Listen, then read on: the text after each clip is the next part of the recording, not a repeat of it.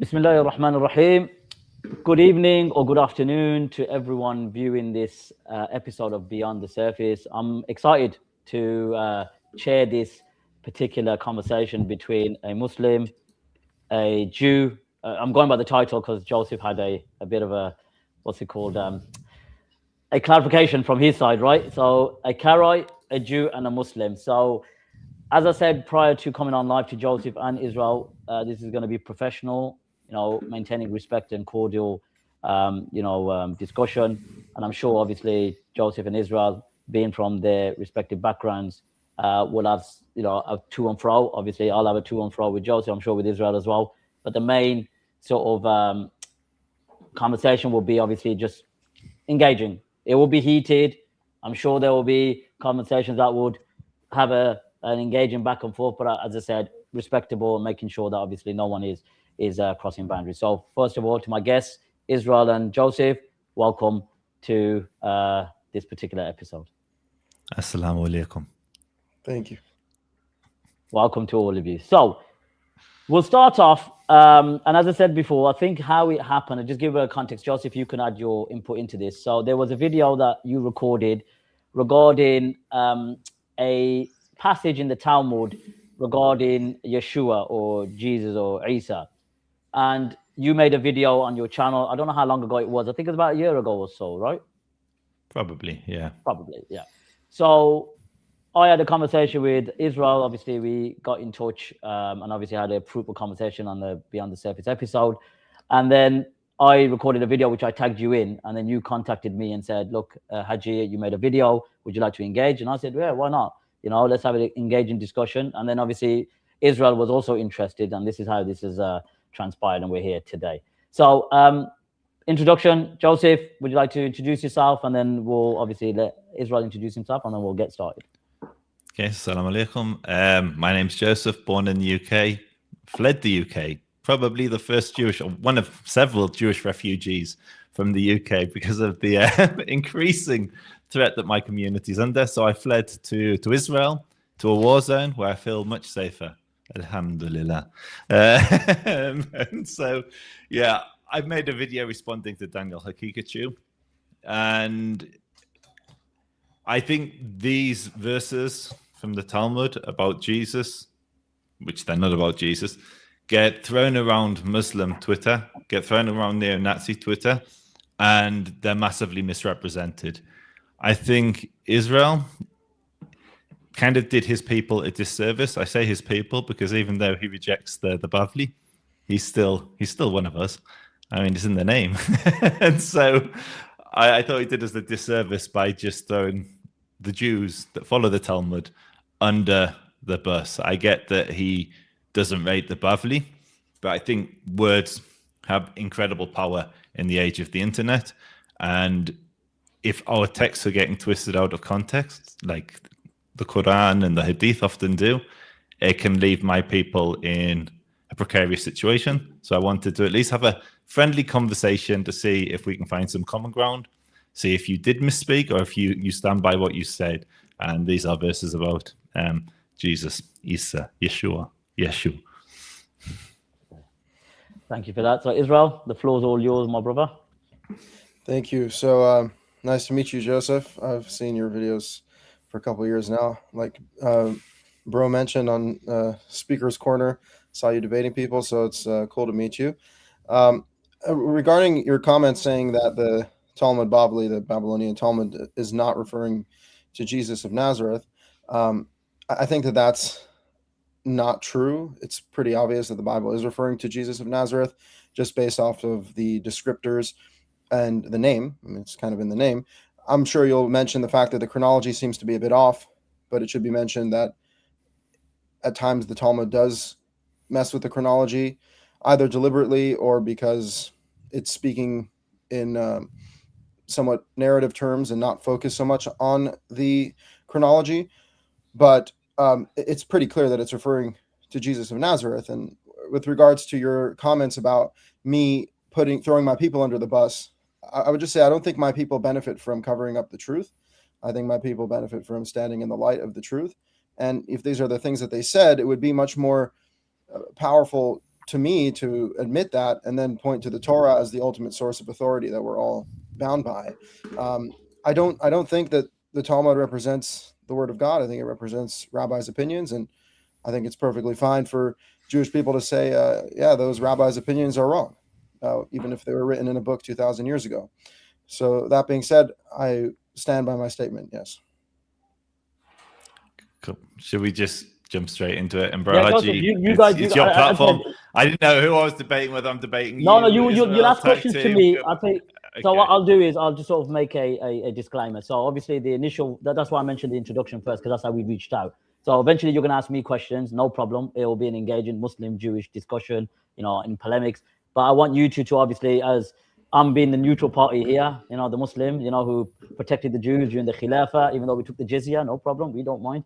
But let you two obviously have your discussion, because I'm interested as well. And then Israel knows I'm learning Hebrew as well as we speak. So I'm reading the Talmud. I'm on the Nikud now. So I want you to engage. So I'm learning as we speak. So Joseph, are you okay with me sharing my screen, because it's going to be much easier to talk around? Yeah. You've got the access. Yeah. You've got the access. Go for it. Okay, cool. Okay, so let's see if this works. Allowed to share window. Allowed to share screen. Okay, share this window. Let's see if this works.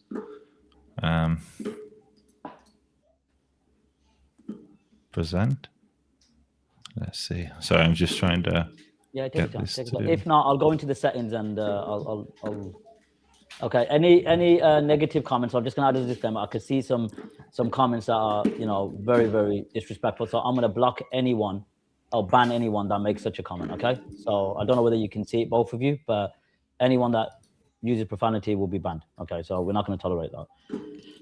No worries. I would also just point out, as well as with regards to this concept of, not calling out your own people, because I know, Joseph, you are dedicated to defending the Jewish people, almost like no matter what they do. I like to follow this principle in Leviticus 19:15. It says, "Do not do any unrighteousness in judgment. Do not favor the face of the poor person or glorify the face of the rich person. Judge with righteousness your fellow." So, I think that even if you can say that Israel is in a position of a victim based off of the geographical location they occupy, obviously even that statement is debated.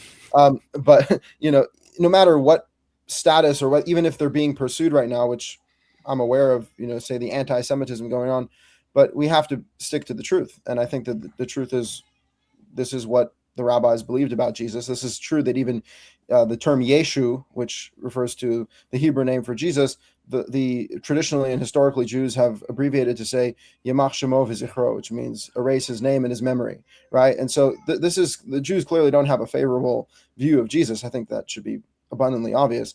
And that I guess would be me and Bro's point. Even though Bro is a Muslim and I'm a Karaite, we're not Christian. We don't believe in the Trinity or that Jesus is God, or we don't worship Jesus. But at the same time, I think it's undeniable that Jesus was a great character.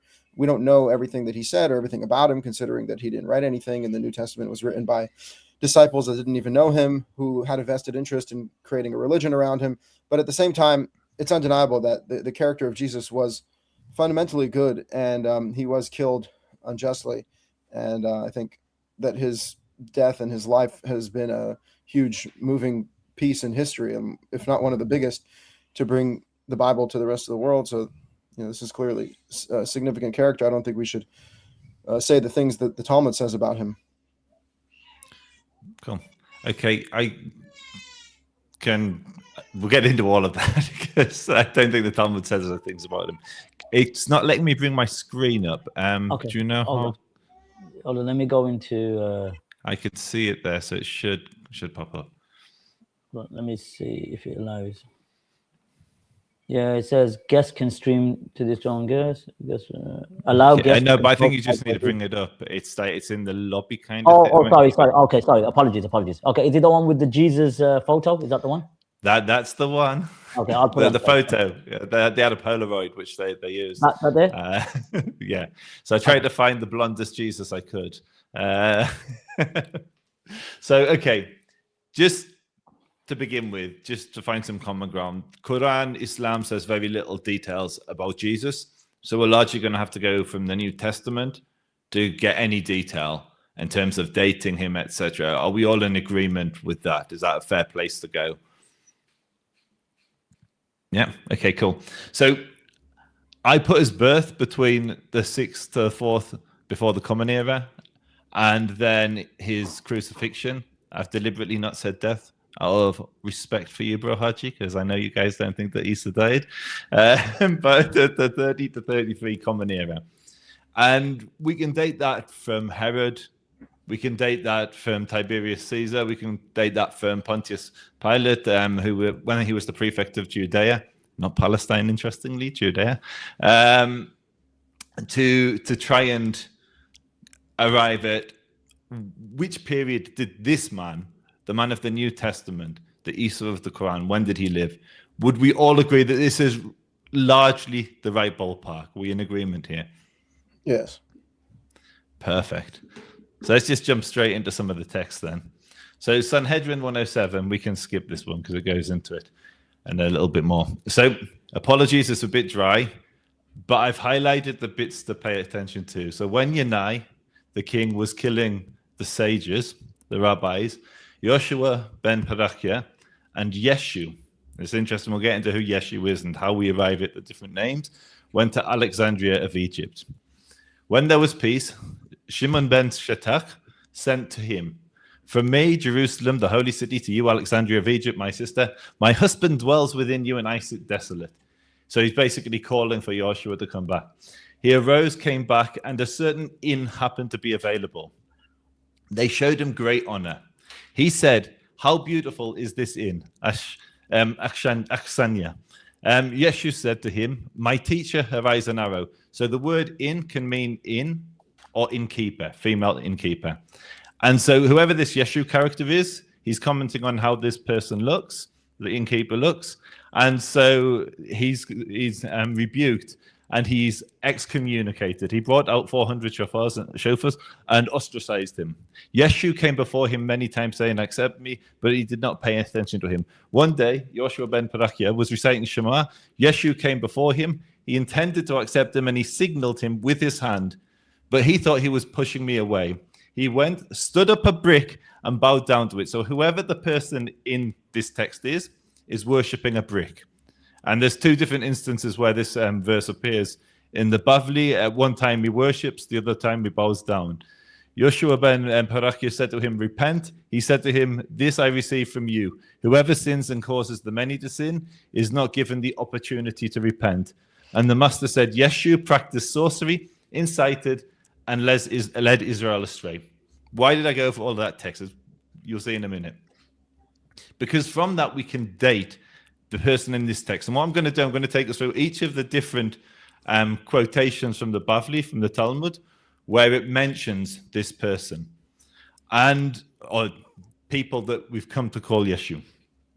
So this one, the person here died no later than 100 CE. Sorry, this event happened no later than 100 CE. BCE, that should be. How do we know this? Because Joshua ben Parachia died 100 BCE. Shimon ben Shetach died 60 BCE. Yanai died 76 BCE. He was one of the kings of Israel. And so in the New Testament, as we said before, Jesus lived 6 to 33. So already 100 years. Whoever this person is, they're 100 years. And we're going to get into it.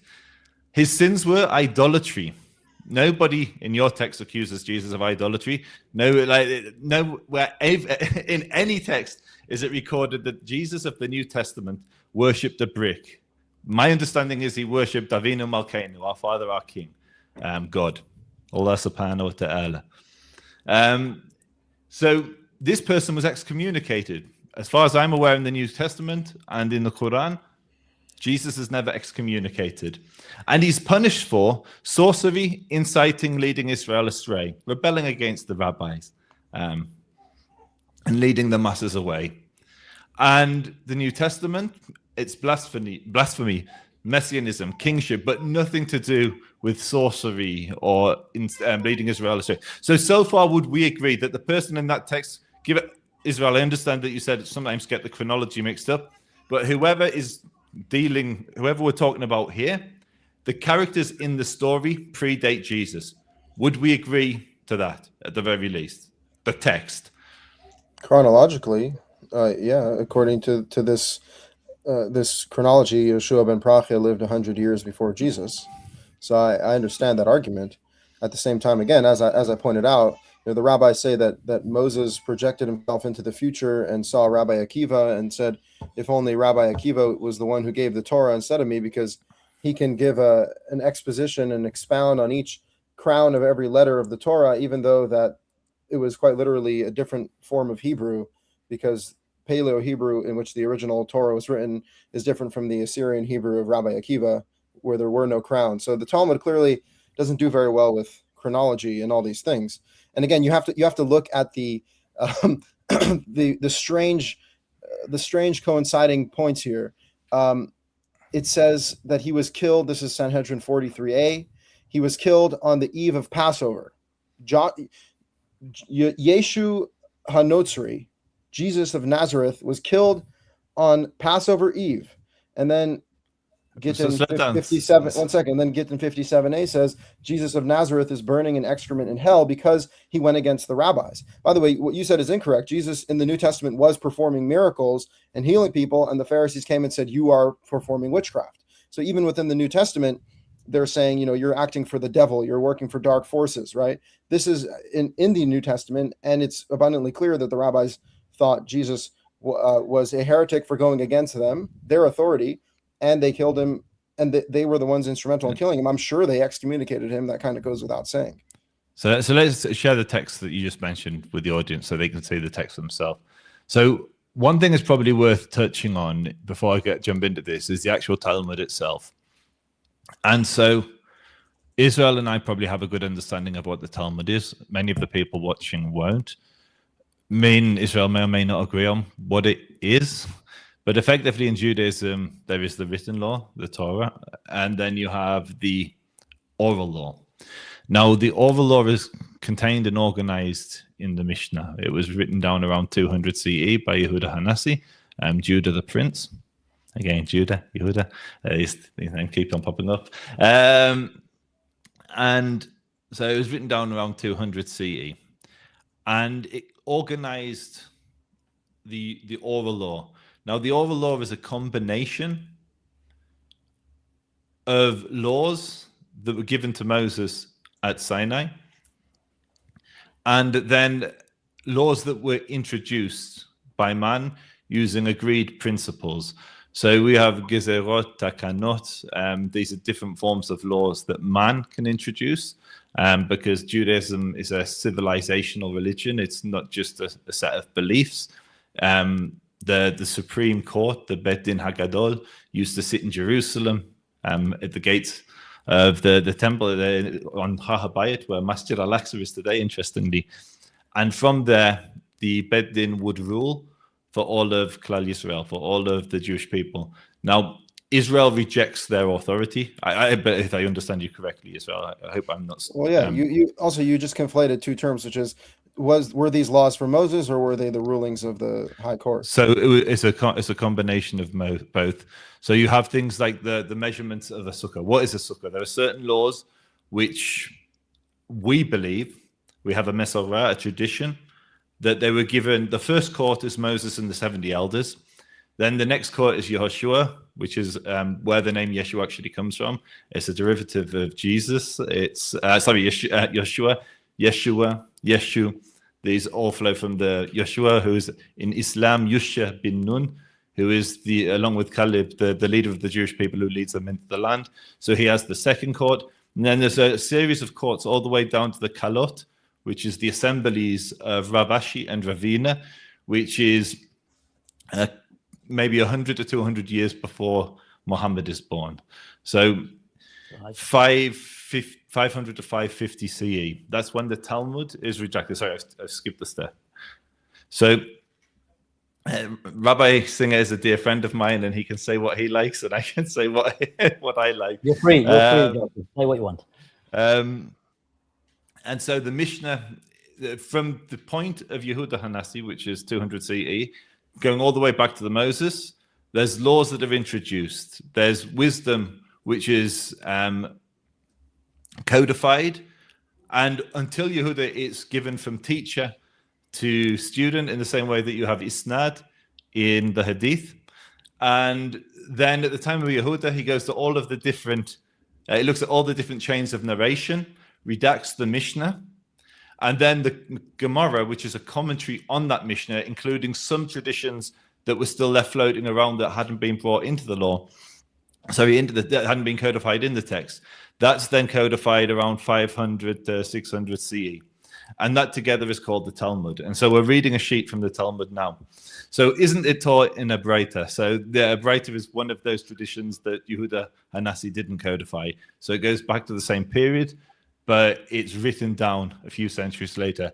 On the eve, and here's where it becomes interesting with the Talmud, we don't have a manuscript that goes back to the time of Yehuda Hanassi for the Mishnah, and we don't have a manuscript that goes back to the time of Rav Ashi and Ravina for the Bavli, for the Talmud. In fact, the earliest complete one we have is probably the Munich 95 Talmud, which is 1346. So you're already centuries and centuries later. We have fragments, we have tractates, but we don't have the whole thing. The whole Talmud is huge. It's 2 million words. It's a massive body of text. And what we do when we're looking at the manuscripts and trying to understand what's called the Girsa, the correct text, we look at all the older manuscripts and we can see. So what's interesting here, it says, but isn't it taught in a Breita on the eve of Shabbat? So the Florence manuscript is one of the oldest manuscripts we have, and that's from the 1200s.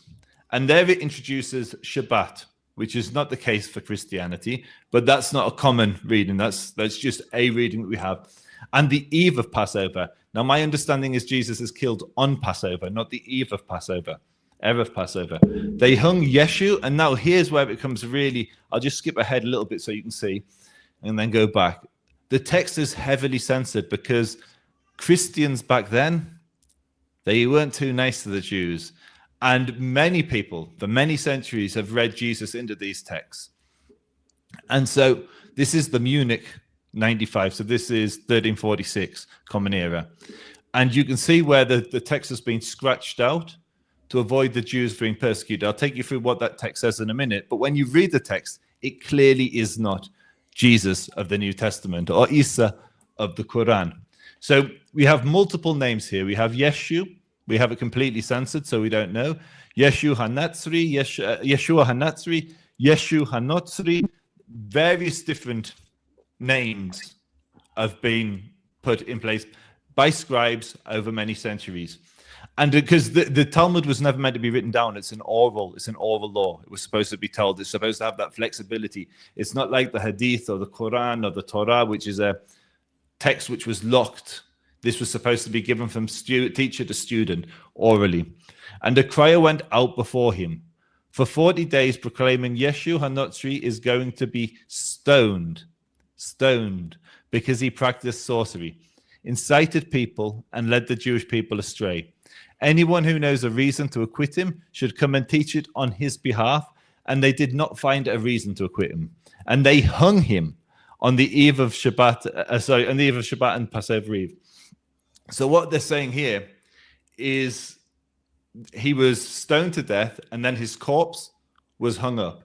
Now, this was done by the Sanhedrin, the Beit Din, not by the Romans. But we know that from the process, the ceremonies that are described. Allah said, and you understand, was Yeshu worthy of a search to acquit him? He was an inciter, and the merciful one states, neither shall you spare, neither shall you conceal him. Rather, Yeshu was different as he was close with the government. He was close with the government. It was taught in a Breita, Yeshu had 5 disciples, Matai, Nakai, Netzer, Buni, and Todah. Not 12, not Luke, not... completely different people. And so I'm just showing you different texts. So you've got a Yemenite manuscript on the right hand side where it says Yeshua Hanatzri. You've got different variations of the text, but just to summarize, just this one this one extract from the Talmud. So the latest this could have been was AD BCE, because Yeshua ben Parachia died 100 BCE. The New Testament, again, we're out of sync. 15th of Nisan verse 14th of Nisan. Friday or Saturday, Friday. Stoning, crucifixion. Hung, placed in a tomb. 5 disciples, 12 disciples. Friendly with the government, not friendly with the government. Sorcery, inciting, leading Israel astray. And you push back a little bit there, Israel, so we don't have to go over that. But it's clearly... and sorry, who sentenced him? Sanhedrin, the Romans. What happened to his disciples? It goes on in the Bavli, I cut it out, to say how each of those disciples met their fate. They were all executed. As far as I understand, and I know very little about Christianity, only James is killed in the Christian narrative, and I don't know if anyone's killed in the Islamic narrative because Easter escapes. So from the text, you can keep saying that the chronology, you can put, but it's not just as the chronology wrong, but the details are wrong. 1 second. If he was killed on the eve of Passover, which happened to be Friday evening, why would you say that's the same exact time? Friday evening is not Friday Saturday, or Saturday. So was he killed on he was killed on Friday either Yom evening. Shishi, is it the 6th day or the 7th day? It's one of the two. That you're doing dates like a Christian, like an Englishman. We do dates from nightfall to nightfall. The Torah literally says bring the Passover offering on the 14th on in the evening. Daytime. On the 14th in the evening, right? So the evening, it says to keep Yom Kippur from the 9th in the evening, right? So even though if you keep it in the eve of, it's still, even in the Torah, called the evening of that day, right? But it's a different day. It's not the 6th day or the 7th day. They're different days, yes? No. I see what you're saying. I see what you're saying. You're saying Erev is in the nighttime, Friday. Yeah. Yes, it's Friday evening is the same as Friday evening. That's the same exact time. But even with that, you then have a duality because we have both Saturday and Friday as days put forward for this. So you. But I mean, with all the heavily. Also, why are these things so heavily redacted if there's nothing to hide? Oh, bro! I mean, you must. How many conspiracy theories exist today about the Jewish people that aren't true?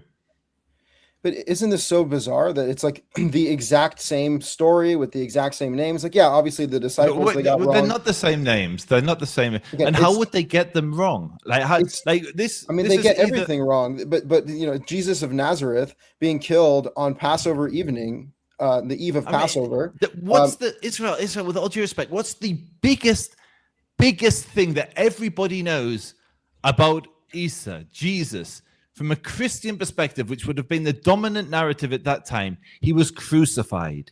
Mm-hmm. This is like you'd have to be an absolute moron to get that detail wrong. Right. Again, I don't. And think then to fumble how many disciples there are, and to fumble the names. I think the Talmud but the Talmud is deliberately trying to create a counter narrative, right? Like they have books about Jesus saying that this Jesus character, he was the opposite of what Christians say he was. He wasn't the Son of God. He was. Are you talking about the medieval work, the generations? Yeah, I'm saying. Yeah, that's like century. So yeah, but I would concede. I would concede my point is that they're inverting the narrative.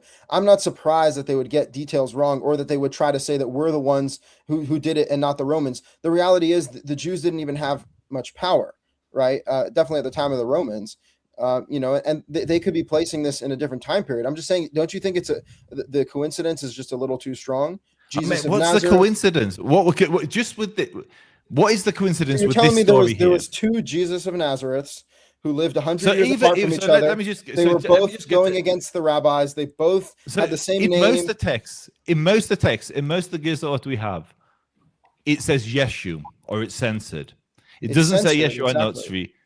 Yeah, but it's censored. That's the whole point. Is that they had to censor it because they. But knew it's censored because, about. like, you were a religious rabbinic Jew at some point, yes?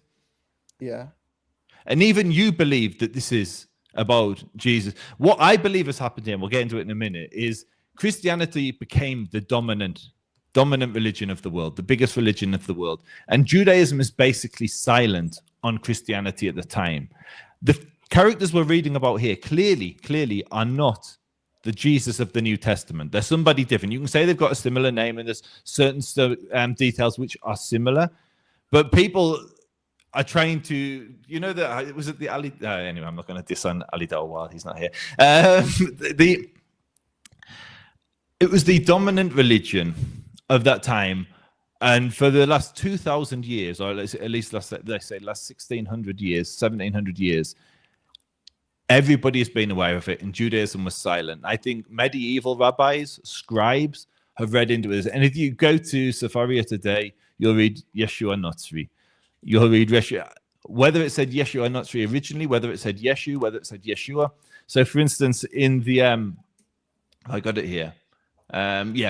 This is the manuscript on the right is Yad Rav Herzog, which is a Yemeni manuscript from the 1500s. So it's old, but not the oldest.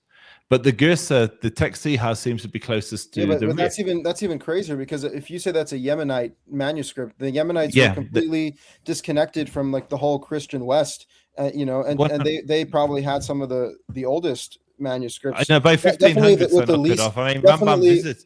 I'm sorry, but definitely with the least desire to alter the for someone living in Spain, I get why they'd want to alter the text, but for someone living in Yemen, to keep the text, that would make sense. That there's no argument for you, but by the 1500s, Christianity is a huge religion. So what I was going to do, I was going to lean into what you're saying.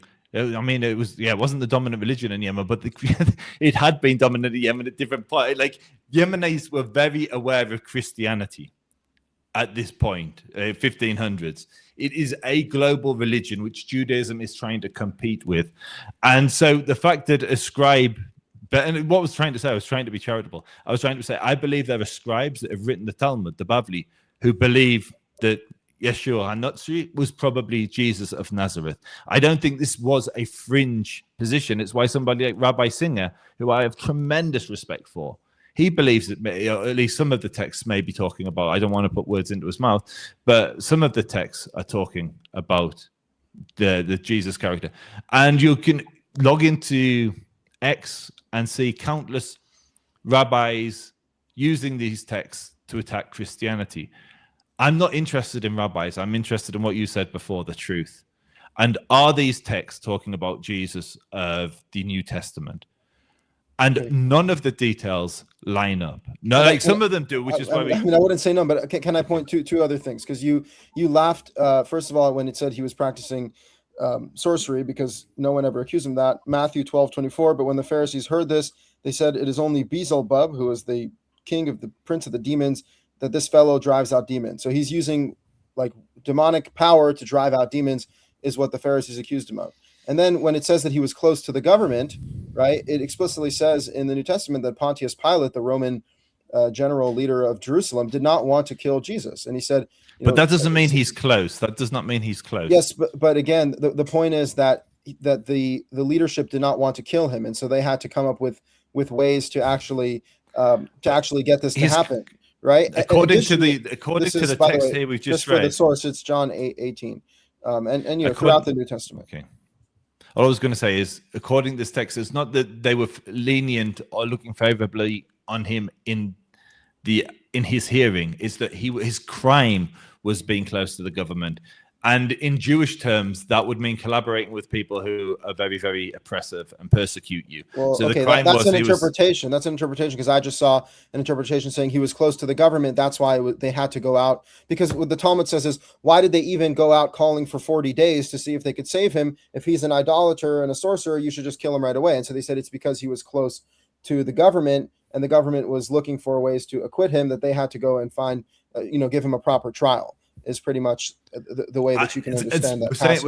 We're saying the same thing. He's close to the government, and they're wanting to acquit him. Yes, but the crime was not that he was close to the government, but rather because he was close to the government, it was difficult for them to be able to just put him to death right away, right? And again, regarding the hanging, crucifixion is a form of hanging. You're not hanging by the neck. No, but he was stoned to death. He was stoned to death. No. It says that they hung him on the eve of Passover, but they were going to go out trying to stone him, but they ended up hanging him. That's what it says, right? It says that he was hung.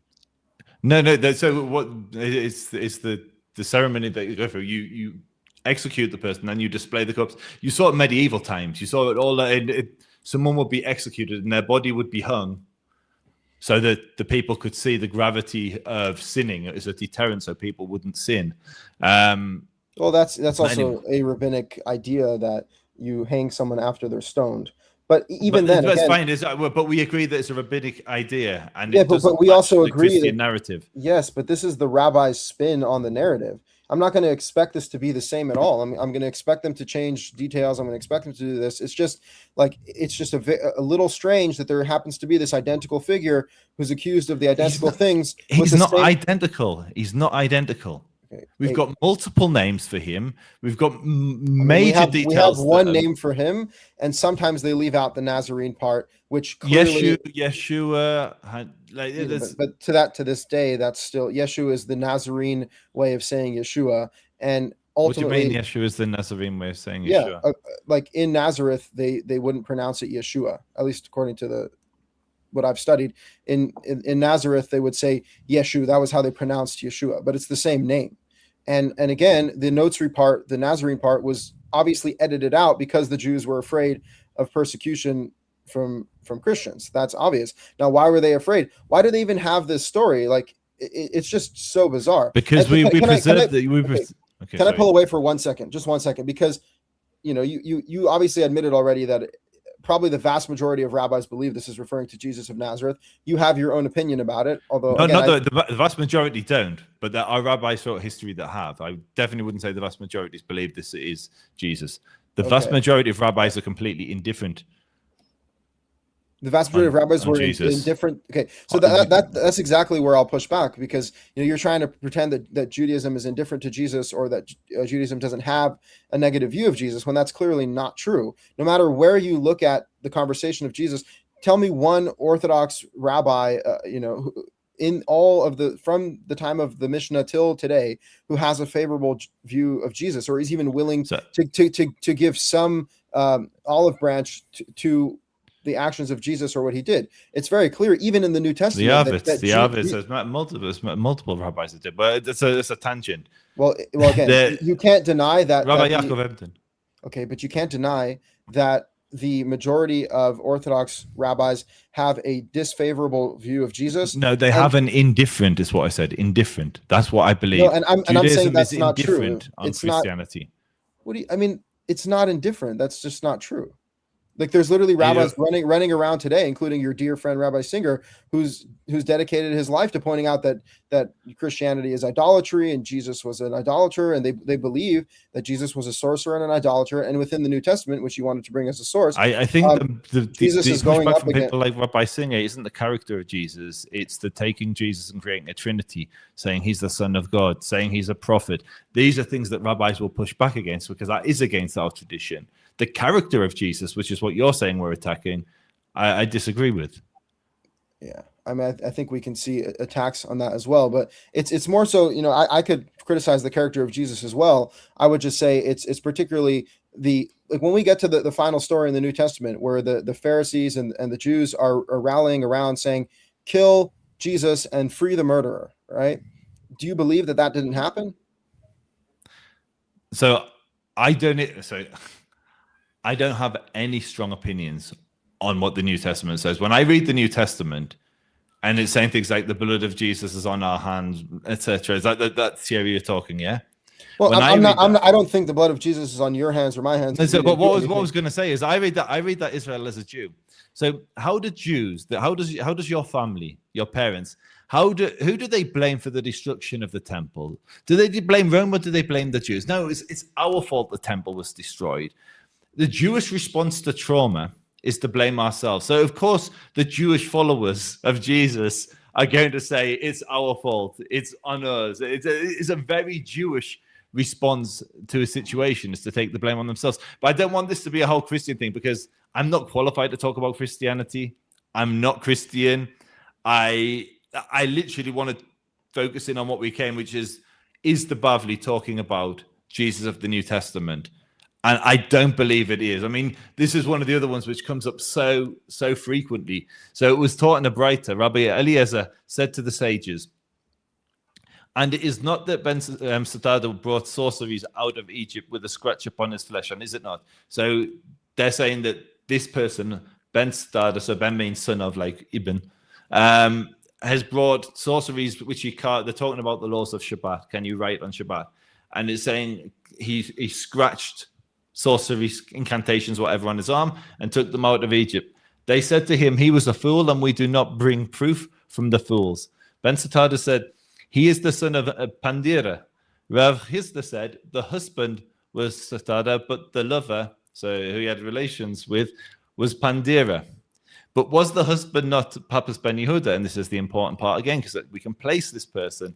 Rather, his mother was Satada. But was his mother not Miriam, a platter of women's hair, so like a hairdresser? Rather, as they say in Pumbedita, which is one of the big academies where they learned Torah and they recorded our traditions. This one strayed from her husband. Statda.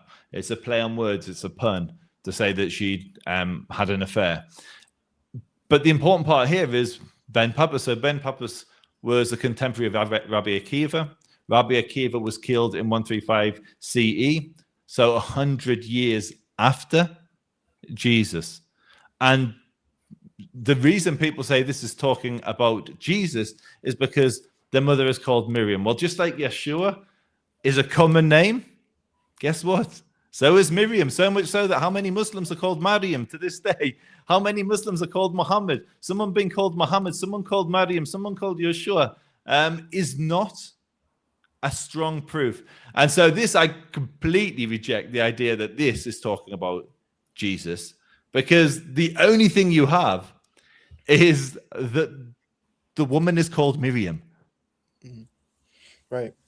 Yeah, I see your point. But again, there are later rabbinic books talking about the mythology of Jesus from the rabbinic perspective, where they say his mother was a whore. Maybe you can't find it in the Talmud, but they say his mother was a whore, and they say that he was a sorcerer, and the like. And again, I'll just say, you know, oh, the Jews, we just accept responsibility. One second, you said the Jews just said we accept responsibility for what we do wrong, but we didn't really do it. So like again, who was behind the crucifixion of Jesus? Obviously, the Romans carried it out, but who was pushing for it? It was the Romans were the global hegemony. The most like they make America look pathetic. Mm-hmm. Like they conquered the entire known world at that point.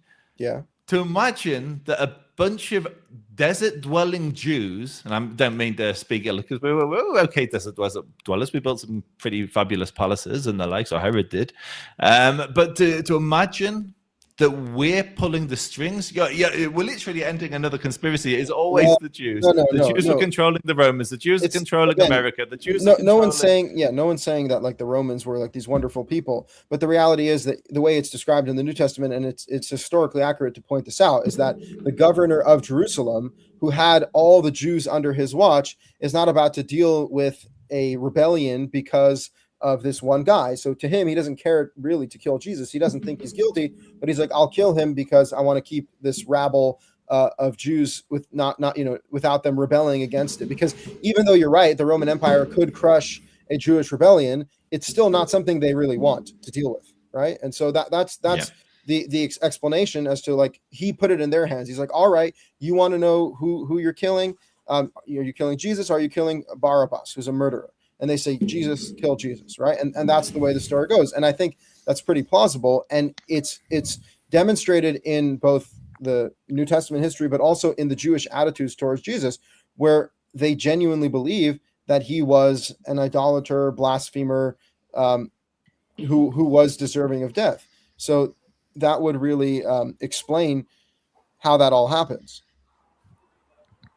So again, I one of the things I've learned doing the line of work I'm in is not to delve into subjects I don't know enough about, and I truthfully don't know enough about the New Testament to say whether we did or we didn't according to the New Testament narrative, whether we were the ones that had the blood of Jesus on our hands.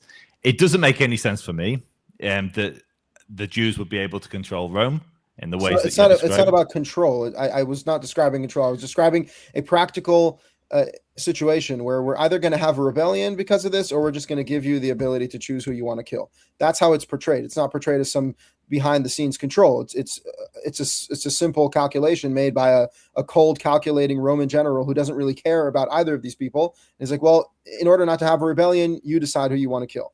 Right. So Israel, I'm happy to concede this. It's not an area I know enough about to argue. So I'm happy to concede. No, but the point that I'm trying to make New Testament is that, narrative.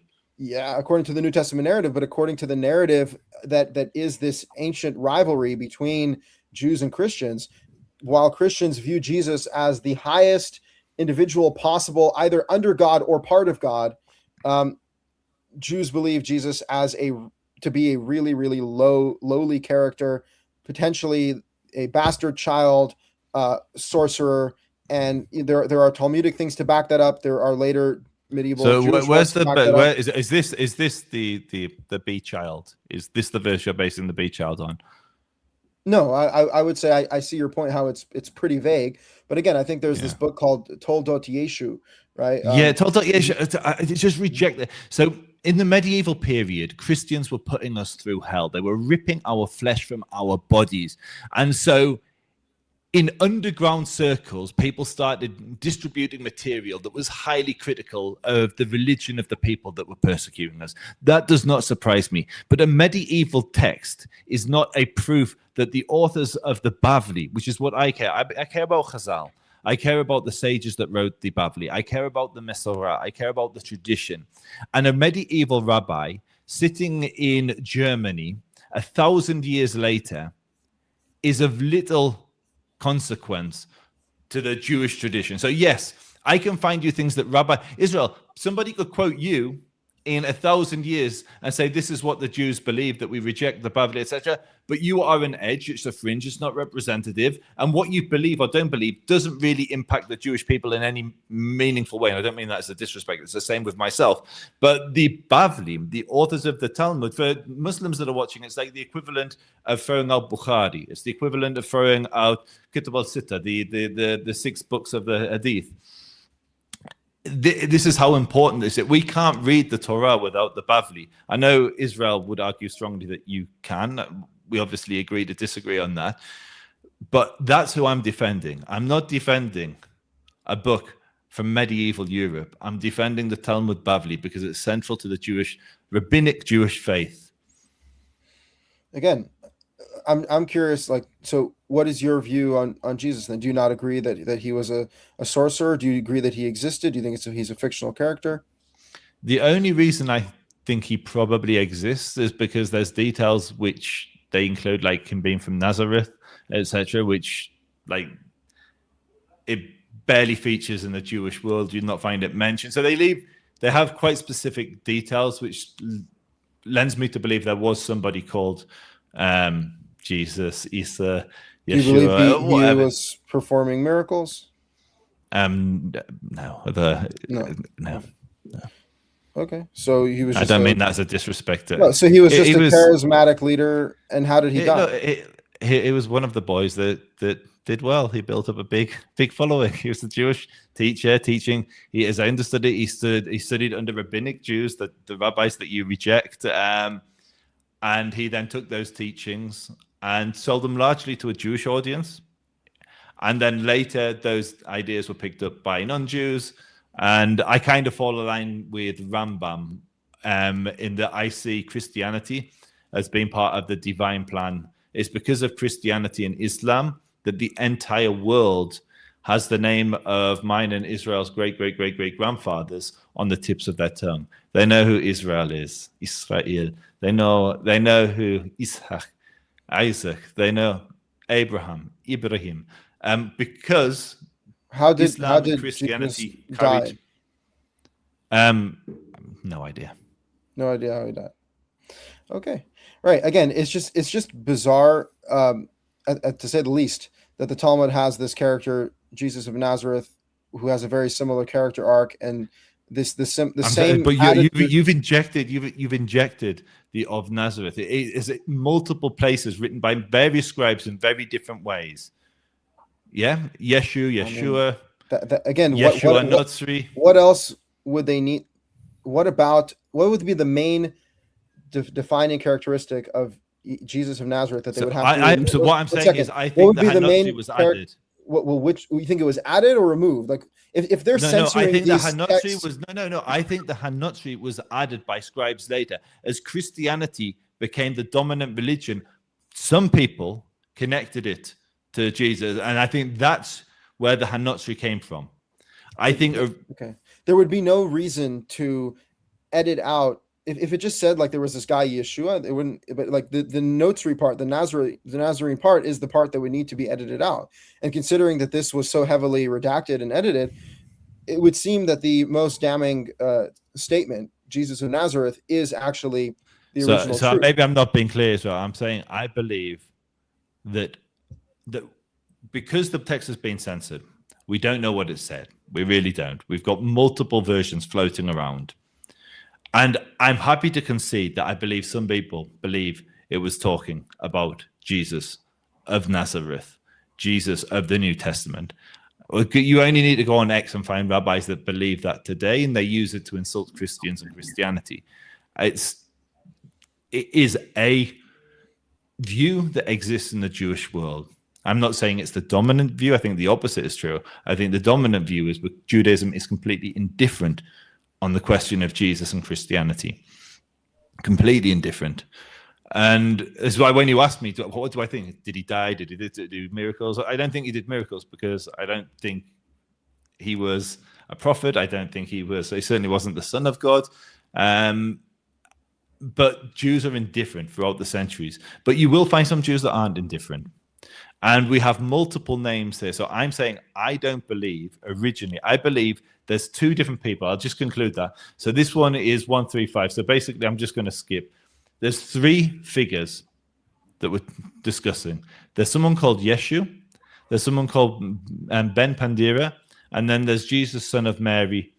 Interestingly, he's never called Yeshu ben Miriam or Yeshu ben Yosef or Yeshu ben God, Hashem, HaKadosh Baruch Hu. He's always called Yeshu, Hanotri, Yeshu, Yeshua, multiple names. But one of them lives 100 years before, completely different circumstances. Yes, you're right, Israel. There's enough similarities for people to connect dots and say, I think this is talking about Jesus. And I don't think it's just people with hostile intentions that do this. I believe there are Jews that connect those dots. And then the other one lives 100 years after the crucifixion. But either way, none of the account adds up. Like, there's too many details that are different. So either Chazal are completely lost and have no idea what the dominant religion in the world believes, like the most basic things like a crucifixion, most basic details. And none of the stories really line up with like going to Egypt and doing all these sorcery and writing incantations on his arm. Like, none of this adds up. It doesn't match the story. There are enough details for people to connect the dots and say, yes, I believe this is talking about Jesus of Nazareth. And yes, that's why Jews were persecuted. That's why Talmuds were burnt. That's why Jews, and that's why I came on to actually talk to you and Haji, because I wanted to talk to you guys because I think this narrative does damage. There's clearly enough details here that you can take it one of two ways. You can say this is Jesus or this isn't Jesus. I feel very confident saying it's not Jesus because the details are just completely off. Like Toda, who's Toda? Who's Bunny? Who are these people? Yeah, I would not expect the rabbis to be deeply familiar with the stories of Jesus's disciples. But I'll just point out Jesus of Nazareth, who is accused of being a sorcerer by the Pharisees, which he's accused of in the New Testament, who is accused of going against the rabbis and mocking the rabbis. That's Gittin 57a, right, which says that he's burning an excrement in hell because he went against the rabbis, which is also something that he did in the New Testament, is criticize the Pharisees. This guy, Jesus of Nazareth. But so does every Jewish heretic. Every Jewish heretic. They're talking about heresy. They're talking about actually. And who was the most famous heretic, right? Who would obviously be Jesus, right? Who led the most? So in the time of Onkelos, was Jesus the biggest heretic? In the time of Onkelos, Because you're quoting Onkelos there, yeah? Yeah, I mean, right after Onkelos, Christianity became After Onkelos. Yeah, but That's yeah, my point. but that was the time. Imagine how big Christianity had to be in order for it to become No, the religion of Rome. There's a few years between Onkelos and Jesus. A few years. Yes. Christianity was a tiny religion at the time of Onkelos. I mean, it wasn't tiny; it was gaining a lot of traction, and Onkelos was part of the royal family, Constantine, and ultimately, after that time it wasn't period, until it was 100 and something years later when they put out the decrees, maybe 150, 200 years later, when they started decreeing again. The Romans started coming down on Christianity because it had started growing. At the time of Onkelos, Christianity was tiny. It was a fringe Jewish sect. I would not say it was fringe, especially because every Judaism was broken down into a lot of sects, and the rabbis tried to make themselves, and successfully for a little while, although they still pretend that they are, even though they're like a sliver, like 10% of the Jews. But the rabbis made themselves the dominant sect, and they spent a lot of their time criticizing the Sadducees in the Talmud, criticizing the Sadducees who were more just textually based, and criticizing the Christian cult, the Nazarite cult of Jesus, right? And saying that, but they mentioned that they go after the Sadducees, and you can read them going after various different sects that exist in that period. That Christianity is actually named once much later, so a few hundred years after some of the texts we're reading. So you obviously have for the people that aren't Jewish that are watching, you have the people of the Mishnaic period. And then you have people just before Islam, and just before Islam comes around, they mention Hanotzrim, and so this point in one place, I've forgotten where in the Gemara, it does actually call the Christians Notzrim. Right. It's to do with giving honor covered to Sunday because of the Notzrim. It's a weird verse. It says they shouldn't, I think it was to do with fasting, I can't remember the details, on Sunday out of honor of the Notzrim, which is just like, if you're so hostile, why would you honor their day? None of that makes any sense. But right. And again, that's the only place, and it's centuries after the period we're talking. Right. So Christianity's mentioned. There were two more really very similar details. Was he was hung on the eve of Passover, and hung could mean crucified. So they were trying to stone him, but ultimately he was hung. Now you could say he was hung after he was stoned, but again, that's within. I mean, it says he was stoned, though. Yeah. No, it doesn't say he was stoned. It says they wanted to stone him, but he was hung on the eve of Passover. So even if you, but the rabbis are say always, instead of being. So the process is you stone someone and then you hang the body. Yes, in rabbinic Judaism, but obviously the rabbis are going to try to present. And who's the rabbis? But they're going to try to present it as if everything was going according to their law, which it clearly wasn't. It was going according to Roman. So why not just say he was crucified? Why because say they have a vested interest in making it sound like they had more power than they did. Okay. Look, you're entitled to believe that. And again, regarding chronology, they could, because this was so heavily censored, it also could be that they would place Yeshua ben Prachia there to kind of throw off the chronology, because they're trying to throw people off the scent, right? That could also be why are they at this period where in the Kalot of Ravashin Ravina. Mm-hmm. Where you're saying so someone because then when we go back to the older manuscripts, they align. So we can't go all the way back, but we can go back.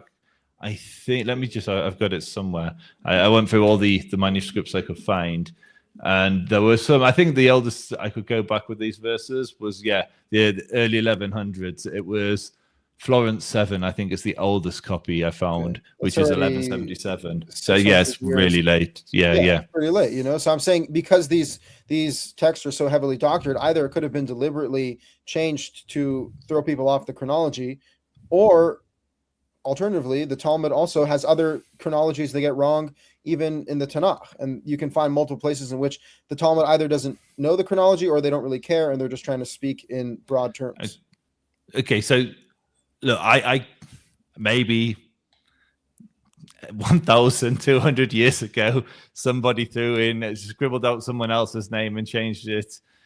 maybe. I mean, but that's your whole Yeshua argument. ben Your whole argument is that No, it's my argument. Yoshua ben argument Prachia. is, Well, you have these other minor arguments, but those are minor. Your main argument is Yoshua ben Prachia. no, my main points argument us- is that every single person that's mentioned in every story dates it before or after the Bible, the New Testament, Jesus. So it doesn't matter who you're talking. Which character places Jesus 100 years before Jesus? Yoshua ben Prachia. So by inserting that name, but Shimon ben Shatta, there's multiple characters that place him. Yanai, King Yanai, like multiple. Right, so I'm saying they would place characters to surrounding. But every other Jesus character is chronologically correct. So everyone in the story is chronologically connect. The three of them live at the same period, and then they insert all three of them just so nobody thinks it's Jesus. Yes, you're talking about the most altered verses in the Talmud. Like when I was in yeshiva, we would read the stories of Jesus, and it was literally in different print because of how many times it was removed and put back.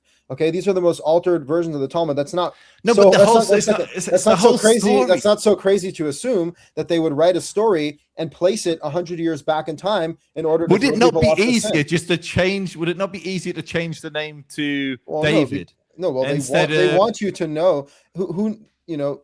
But then because it's from a different period. It's an if you know kind of thing, but they're doing whatever they can to make sure that you don't know who they're really talking about. So you're expecting people like you can argue. People like you can argue. Oh, there's other people there. The chronology doesn't work out. So I just want to lay out what you're saying, so I'm really clear. Yeah. You think the story's originally about Jesus of the New Testament, so they insert Jesus into a period 100 years before he lived, with three different people to corroborate. So people wouldn't be. Would it not just be easier to change the name? Well, no, it would be easier to remove it completely, which is what they did. So then they would remove the name, but they never removed it. Yes, they why did. not just remove the story? Sometimes they say that man, right? Sometimes they say, oh, he spoke to that man, or like they don't even always say the name Jesus clearly, right? In one of my prints it says. He went to inquire of that man who made all the Israelites sin and went against the rabbis. And then one of the commentaries on the side says that's Yeshu, right? So this was again. And then another comments on the side will say Yeshu means may his name be. It's an acronym. May his name be erased and forgotten. So there's multiple. Yeshu is an acronym. There's multiple theories as to the censorship and what the name means, etc. There is censorship, but what I'm saying is my reading's very simple. There's somebody called Yeshu. He lives 100 years before Jesus of the New Testament. Very few of the details that we hear about this Yeshu very few. Jesus. Five disciples. All of them do. Yeah, but again, I'm not expecting the rabbis to know anything about the disciples. He was hung. It was on Shabbat. It was like it was on the eve of the Passover. His name was Jesus of Nazareth. He was accused of heresy and going against the rabbis and sorcery. There's a lot of similarities there as well. So again, I think. But the similarities, with the exception of Passover, with the exception of Pesach, the similarities would be applicable to any Jewish heretic. Or almost any Jewish heretic. Well, no, Yeshu. Yeshu is a very, very common name. How many times has the name Shimon appeared? Shimon Bar Yochai, Shimon ben Lachish, Shimon ben Gamliel. There's multiple Shimon ben Gamliels. Like Shimon. Hillel, Gamliel. These are like common names. Yeah, of Nazareth. Yeah. It's especially no, but I'm saying I don't think that. Not you don't even think if Hanotri was in every single, if it was in every single text, absolutely, I'd grant you it. But it's the majority of the texts don't say Hanotri; they just say Yeshu. Right, because again, they removed it. No, but you can see when you look at the text, you can see how big the space that's been scratched out is. You can see whether it had two words or whether it had a tiny little 3-letter word. You can see that by how big the space is. So we know whether it's a Yeshu or Yeshu. And in the older manuscripts, it's both. Right. So, but the first thing they would erase would be Notzari, Nazarite, and Nazarene. And then also... But then you have to... But no, that's not how the... Okay. Imagine you've got two words. You've got a sentence and you've got two words. If you rub out two words, there's going to be a big gap. Right. And you can't just shift everything right, because that's not how... You don't have a backspace with when you're writing on paper, and so or parchment, and so we know how many words there was, whether it was one or two. And with the older manuscripts, some say Yeshu, some say Yeshua, some say Yeshua Notzri, some say Yeshua Hanotzri. There's multiple. Actually, I've never. Yeah. Right. Well, All I'm you saying also have is, to consider that even the name Yeshu, as it is colloquially understood, is referring to Jesus. Most Jews don't say, "Oh, Jesus, Yeshu Hanotzri." They just say Yeshu, and they already know who they're talking about. but that's like, Yeah, it's developed after later on centuries, because yeah. of Like, if you hear Talmudic. the name Yeshua, with all due respect, if you hear the name Yeshua, do you think of your friend Yeshua, or do you think of Jesus? Most people will now think of Jesus because the Christians use the term Yeshua to refer to Jesus. And so that's the association. Just because people have an association with a name now, it doesn't mean that was the Yes, but that intention of the style. association was developed because of the rabbinic Talmudic dialect, that this is who they refer to, this is how they refer to him. And again, they could have edited out in succession. Like first they edited out the Notzri part, and then when the Gentiles were getting digging deeper into the Talmud, they removed the whole Yeshu thing to begin with. So I'm just saying we don't know exactly how these things developed, but let's just say there's a shocking coincidence of how it aligns. And the only thing that you've really been able to prove is that the characters surrounding the Jesus character in the Talmud were not chronologically aligned. But again, Not that's also chronology. Details are completely different. The details yes, are completely I different. heard that, but I'm just saying that doesn't bother me at all. The rabbis are creating a counter narrative. They don't care who the disciples of Jesus are. Okay, they're going to try to present it as if they were the ones ruling over the case. They're not going to say, "Oh, the Romans just took him away from us, and all we could do is just say kill him, kill him." No, they're going to say we adjudicated the case. They're trying to present themselves as if they're powerful. We have rabbinic authority. We're the ones who killed him, right? So that again, that's irrelevant. The only argument you've really brought is, oh, it was not chronologically correct, and I'm saying that's. I mean, also would you agree that altered. let's step back. Would you agree that the Ben Pandira, that's a different person? There's two different characters there, or would you say they're the same person? It would seem to be a different character. Just Okay, there's not enough. So now it's the main. So that's cool. So yeah, I mean, when they literally name him, I think that would probably be the best place to look. That whole other thing, it seems to be a side point. But bro, come on, we got to hear from you. You've just been listening along. You're mute. You're mute. I think you're muted, bro. Now you're unmuted. No, Maybe I can't hear you. No. Okay, I'm sure we'll hear him when his mic works. But yeah. Okay, so we're now occupying Bro Haji's channel. Typical Jews. Yeah. Well, look, I definitely see your point, but as you mentioned, even rabbis like Rabbi Singer believe that this is referring to Nazareth. Back. Can you hear me now? There you but go. with a bit of an echo. Yeah, it's because the mic's gone dead. I have to listen to you guys dash it up for an hour. Okay. Should I put it on now? Is it working? Hello, how about now? No. We're good, yeah. Okay, I'm going to use the laptop mic for now. Once it gets a bit better, I'll come close to the laptop so you can hear me clearly. You're good. Okay, so to conclude, and obviously I'll allow you both to have closing statements, and you could fire on me. That's fine. I'm willing to put myself forward. So, Joseph, final comments on this whole Yeshua, Jesus being part of the Talmud or not? So these verses have been used to literally murder Jews throughout the ages. There's clearly a strong, very compelling argument that this is not talking about Jesus of the New Testament. Very few of the details align. If you wanted to tell the story of Jesus, which is very well known, I mean, you were even saying yourself, you were trying to argue it was big at the time of Onkelos, you could put some much bigger and more identifiable stories. It would be very easy to say this is Jesus. But going to Egypt, doing incantations, getting executed by the Sanhedrin, getting stoned and then hung, there's just so many details that don't match the New Testament Jesus.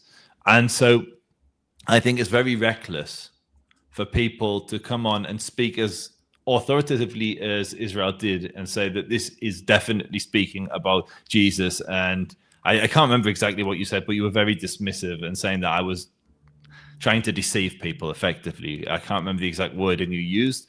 And I think that's incredibly disingenuous to present what I'm what my position is in that way.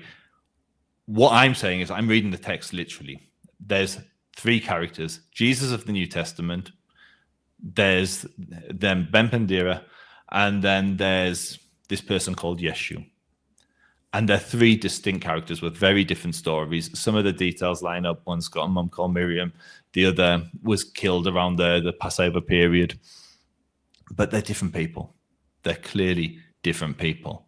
And so I thought it was very dangerous for you to come on to an audience which is probably quite hostile to the Jewish people. No offense, Bro Haji, but I've spent enough time with the Ummah to know that we're not the most loved amongst even though I love Kitab.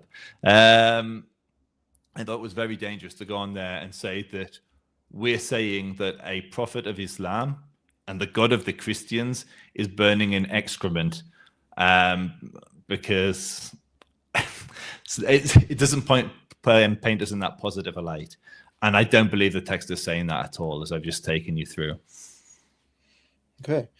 Well, again, I'm glad you don't believe that, because it's definitely a very derogatory way to look at a character who, even though I don't have Christian beliefs, I still think is a great man and obviously left quite a mark on history.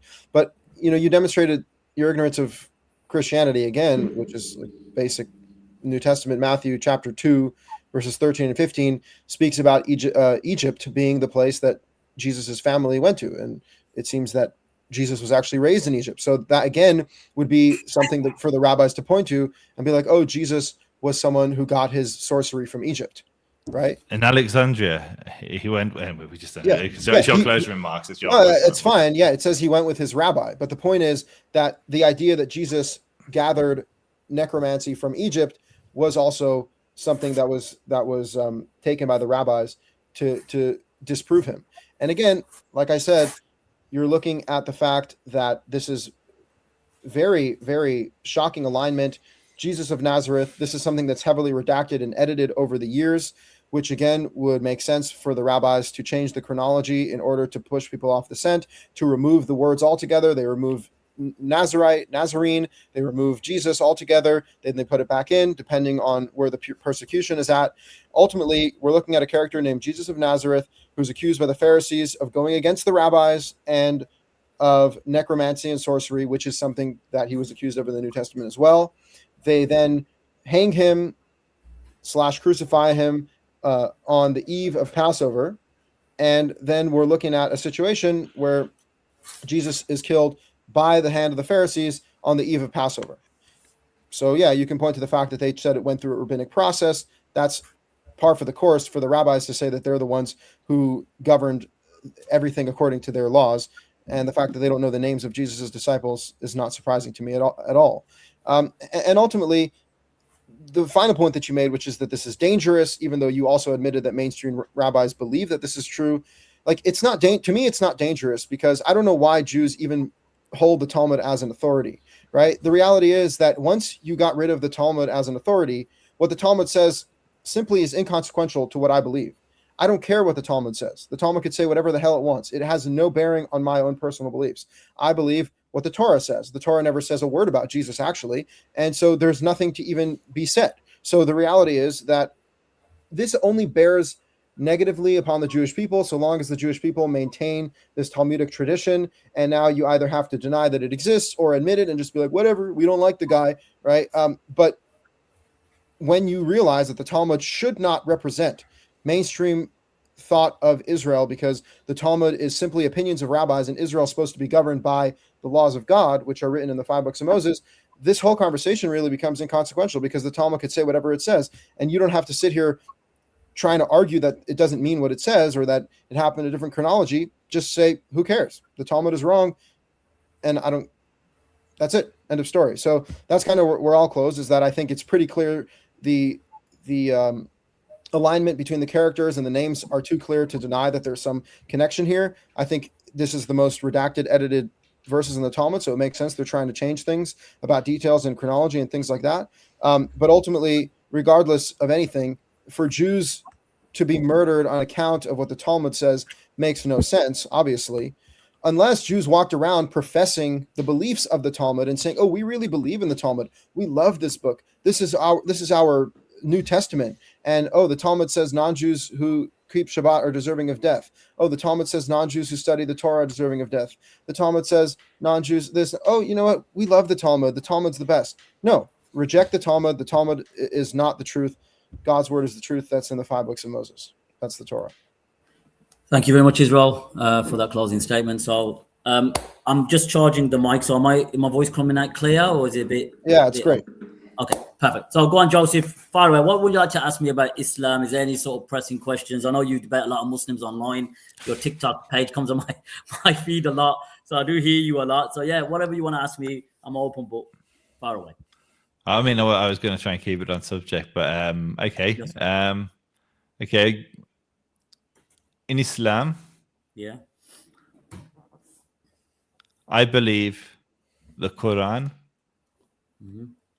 gives al-Ard al-Muqaddasa, the Holy Land, to Bani Israel. Prove me wrong. Change my mind. Okay. So when you said the Ard al-Muqaddasa, that was at the time where that verse refers to Musa alayhi salam and his qawm, right? That enter. No. I mean, yes, it's Musa that's addressing the people. But it's the people after Musa. Yeah, so they didn't go on jihad. So when the Jabbarin that were in the land, they didn't go on jihad. They said, "You and your Lord go and fight." Now we said that's conditional, right? So at the time, Musa or Bani Israel were given revelation, and they were the people of the book, or they were Ahl al-Kitab, or they were the 12 tribes of Israel, right? When you look at Deuteronomy, for example, it's all conditional on obeying Allah's commands. So if I quote you Deuteronomy that says, if you obey God's commands, the covenant stays with you. And if you don't obey God's command, punishment will come. And that's Deuteronomy 28. If I present that to you, do you believe that verse then is at all times and all places? Or is it conditional on obeying God's commands? I mean, just going back to the Quran says exactly what happens. It's then like 3 ayat later. Which is? There's a punishment for not going into the land. For disobeying, for not having iman, they get punished for that. But we know you should be punishment. That punishment is temporary. No, it's not. In Deuteronomy, the Quran doesn't. No. Just like we can go to Deuteronomy in a minute. No, what I'm saying is you're saying it's forever. Kataba, like Allah subhanahu wa ta'ala decreed it forever. That enter udkhulu al-ardu muqaddisa, and that Allah has given to you. That according to you, and again, that's your interpretation. I base it on the Quran. That this is forever and ever and ever. It's not conditional on obeying Allah's commands. That's not me. That's Ibn Abbas. That's like major. Ibn Abbas said what? That is forever, or that covenant was there. The Katabah, the land. So if you read, who was it? Forgotten. I'm just trying to remember which tafsir. I've got the books here, by the way, Joseph. I've got Tabari. Tabari. It's a go to Tabari. Tabari says that. He says basically that I hope it's Tabari. I hope I've not got that wrong. I hope it's not Bagawi. That an idiot. Bagawi? Yeah. So but check Tabari first. I think it's Tabari. This is Tabari. So this is Tabari. Just pull up Tabari as well. I got it. Well. So it mentions that the Ard al-Muqaddasa, Damesh, or Palestine. He starts saying what is al-Ard al-Muqaddasa, whether it's. I'm just going by it. So just to show you I'm being consistent and being fair to you, right? Then it mentions that entering the Ard al-Muqaddasa, that Allah subhanahu wa ta'ala كتب الله لبني إسرائيل وكان الذين أمرهم موسى, and Allah ordered Musa to enter it from the Bani Israel, and it carries on. So you see, you could go into it. I don't know whether you've got it in front of you. The verse says after, providing that you do not apostate and do not go against your heels and turn as losers. Now, look, this is what I'm trying to clarify now, right?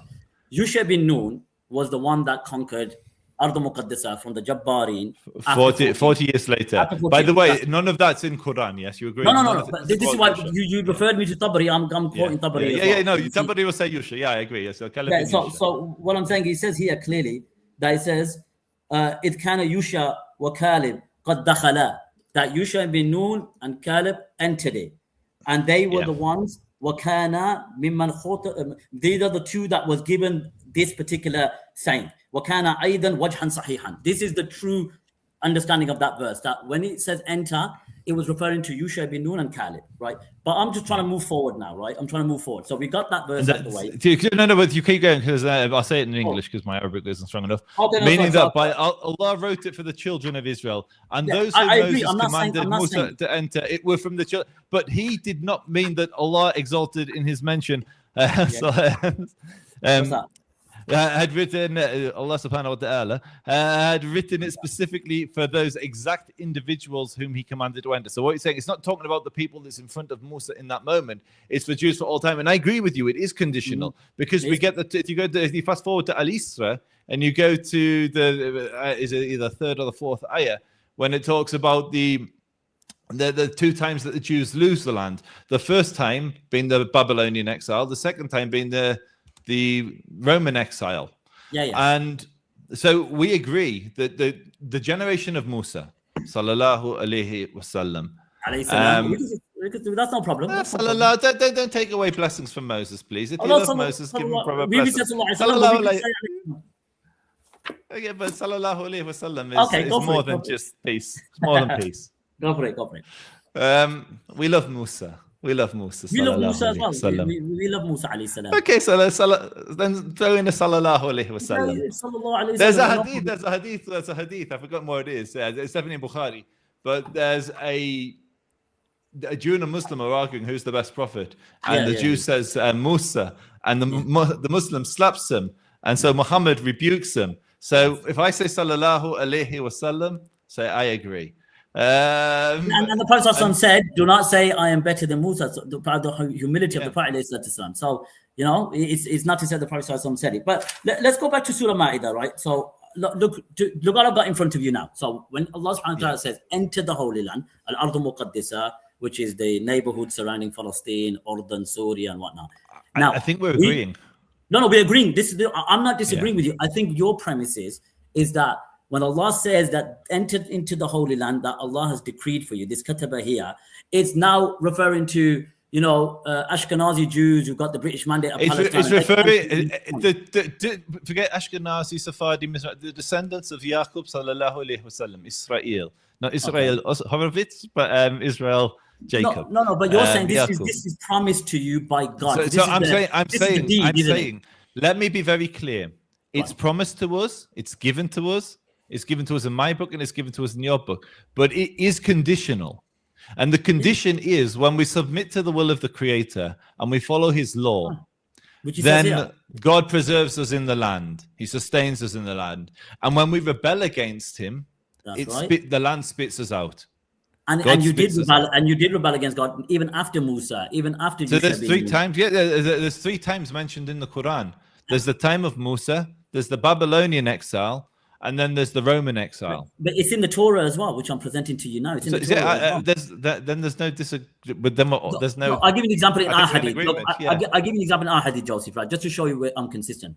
The Prophet ﷺ said in a hadith, this is Abi Dawud, he said, إِذَا بَايَعْتُمْ بِالْعِينَ وَأَخَذْتُمْ بِالْأَدْنَابِ بَكْرٍ وَرَضِيتُمْ بِالزَّرْعِ وَتَرَكْتُمْ بِالْجِهَادِ سَلَّطَ اللَّهُ عَلَيْكُمْ ظُلًّا لَا يَنْزِلَ حَتَّى تَرْجِعُوا إِلَى دِينِكُمْ. Meaning, if you start engaging in interest and start holding on to the tails of cows and you leave jihad fi sabilillah, Allah will humiliate you. Now, the same thing that happened to Bani Israel. They left Allah's commands, and even Allah saying to you here in Deuteronomy, but if you do not obey Allah, Allah will curse you, and I'll go to the next verse after. He said he will punish you from the land. So we believe he did that numerous times. So I agree. The 3 times mentioned in the Quran are the major 3 times that we would agree with. I think Israel would agree with that. I would agree with that. Yeah. In that the Jews lost the land in the generation of Moses, and they wandered for 40 years. The Jews lost the land before the Babylonian exile, and then we lost again with the Roman exile. We've now returned, and subhanallah. Okay, so would you say that? Okay, beautiful. Okay, that's what you say. You return. Okay, you returned due to obviously certain declarations. But would you say then from the time when you lost it after the Roman destruction up until the finding of the Zionist state, you were cursed according to this verse in Deuteronomy? Would you agree you were cursed then? I mean, you need. So I would say exile has been hard for the Jewish people. No, but the verse says that you are cursed and you're not, and Allah will let loose against you your calamity, panic, and frustration will make you pestilence, clean. So all of that period when you were exiled, and then the Muslims come and obviously allowed you back due to the pact of Umar radiallahu anhu, would you say you were cursed then from that time until the return, or so-called return? Would you say you were cursed? Allahu Alam. Allahu Alam, what are you saying? Or Allah? Yeah. Allahu Alam, yeah. That's what I'm saying. I wouldn't say Allahu Alam. I'll say for sure, because your own Bible is saying you were cursed for that time. Yeah, it's just God knows, but our experience in exile has not been. It's not been. So see, look, even for us now, the Prophet also said that that the people would raise against you, and then the companion said, "Because are we going to be small in number during that time?" And the Prophet said, "Bal antum kathirun." You will be huge in number, but you'll be the froth of the wave that comes. So it happens. We're not saying now that every single land is promised to us the way you have like this, unlimited deed for the land of Palestine. We don't say that for the Muslims. We have it. But the Quran says that for the Jews. The Quran says that for the Jews. You're making a mockery of me. Conditional, Joseph. We agree it's conditional as well. But it is there. There is a deed. At that time, beautiful. I agree. At that time, Allah subhanahu wa ta'ala. Where does it say at that time? No, yeah. When Musa, I just read the tafsir of Imam Tabari. The one Tabari literally says, but he did not mean that Allah exalted his mention had written it specifically for those exact individuals. No, he was referring to he's saying it's Jews all the time. He's saying Bani Israel. And that's why Dawood, Suleiman, and all these great prophets and kings live in the land. Imam Tabari said that this verse, I'll read it out to you. This verse is referring to, and I'll read it out again for you. At the end of what Imam Tabari says, هذا وجه صحيح. Where are they going again? Let me just get it for you, my bro. 2 seconds. I'm just trying to find it. Oh, we're just going to put the mic back on now, okay, mate? Okay, there you go. Look what it says. Okay, hold on just a sec, Joseph. Yeah. Is that better now, Joseph? Yeah, I think so. I realize that I'm doing a lot of the talking. Israel, feel free to chip in. No, let me refer it to you. No, it's fine. It's fine. Look, I'm putting it here for you. Look, I'm reading Tabari. So it says that this was what it was. The people declared what this goal of the Allah subhanahu wa ta'ala. Kana aidan wajhan sahihan. This was the correct angle that it was referring to Yusha bin Nun. Now you say, again, you're entitled to your view that it was kataba and it was forever. Even now we're back into the land of Israel. Obviously, I would say occupied. You're saying that's the prophecy of the Quran. I think it's far-fetched, Joseph. With all due respect, I think it's far-fetched.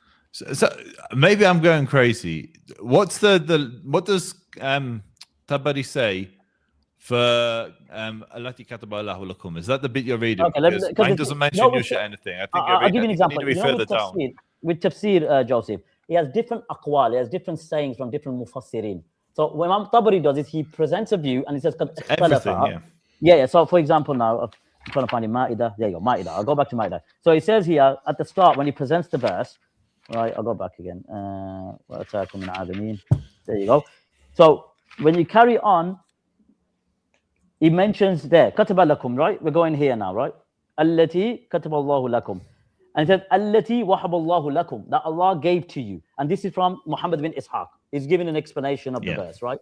Then he carries on and he mentions kataba lakum biqawlihi, that this was written on Lawh al-Mahfuz. Yes, which is the preserved tablet. Keep reading, it's further down what I'm saying. So keep reading. That this you will reside there. So I'm not disagreeing with you. No, but read next. Read what comes next, because that's what I'm saying. I thought you. Oh, sorry. Apologies. Yeah. I thought you've got it in front of you, Joseph. Direct me to it, and I'll find it. I'll share my screen. We're going to. Bear with me. كتب لكم. The كتب في هذا الموضع بمعنى أمر. So كتب means in this meaning commanded or ordered. That's it, and that's the verse ends there. Then he goes to the verse. Okay, let me share my screen. التي أمركم الله بها. Allah ordered it for you. It's the same thing. It's all there. I'm just going to share my screen. Bear with me. Allow window. So this I've pulled this off tafsir.app. Have you?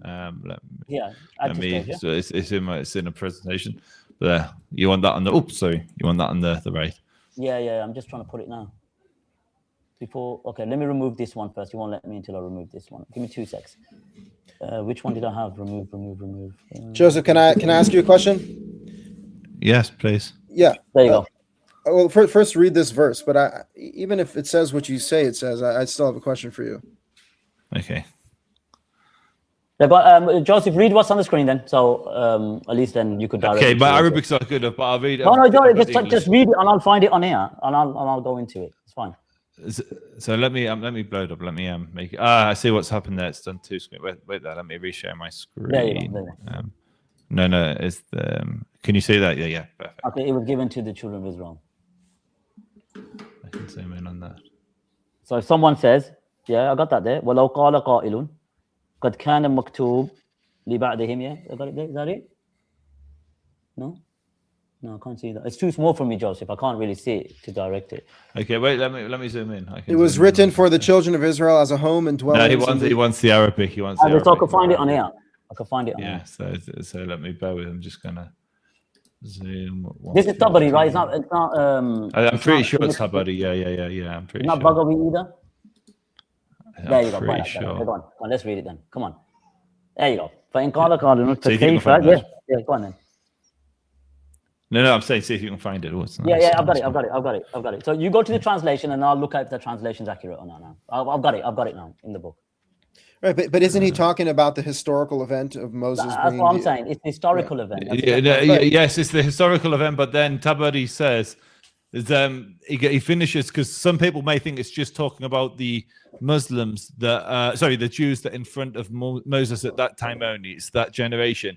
And he said, no, it includes those, but it's also the Jews after them because they wander for 40 years. And then afterwards, the Jews enter the land and they're basically there for 1,000 years and they raise prophets, they raise kings. Okay, Joseph, but Joseph, who are the Jewish people?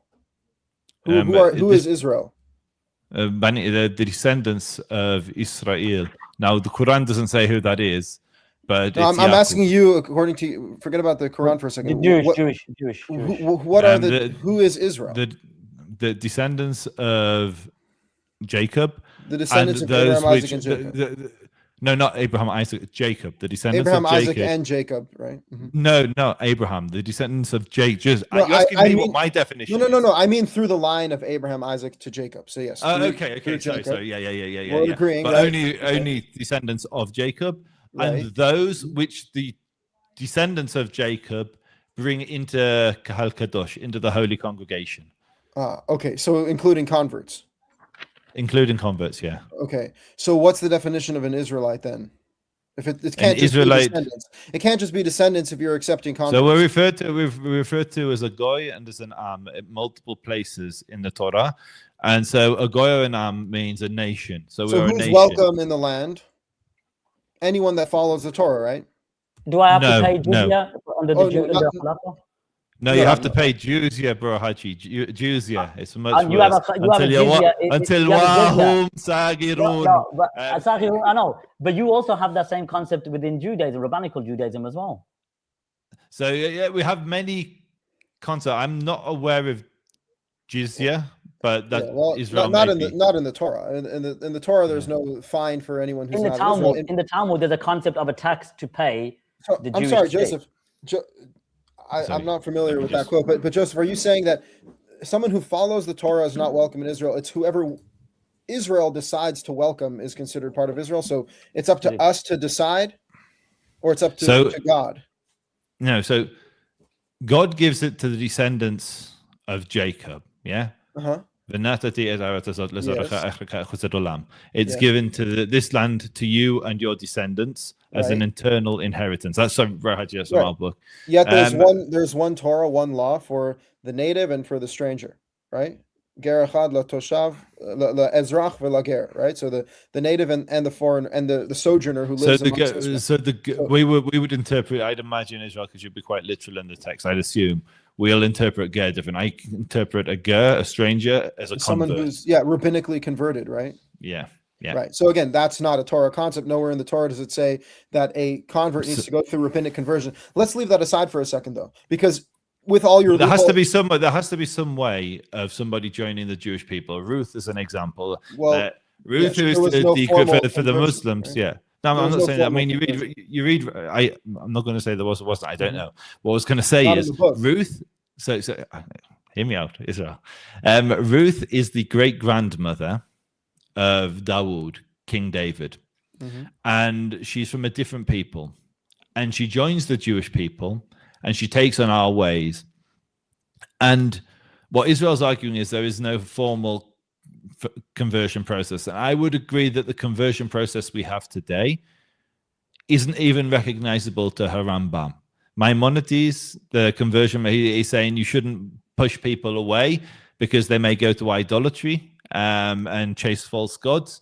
And it seems like the conversion process, even in Rambam's time, was much faster. What I believe, and this is where we diverge, and it's a separate argument because I would like to do the Islam thing as well. But I believe that Judaism is a civilization, and we have a Supreme Court which unifies the entire people and prevents us from slipping into anarchy. You look at how other religions are completely divided. Right, I'm sorry to interrupt you. I'm not even disagreeing with this whole point, which is that we both agree that people from other nations can join the nation of Israel, right? We agree with that, which means that being an Israelite fundamentally is not just about blood relationship. It's about entering into the covenant and following the Torah.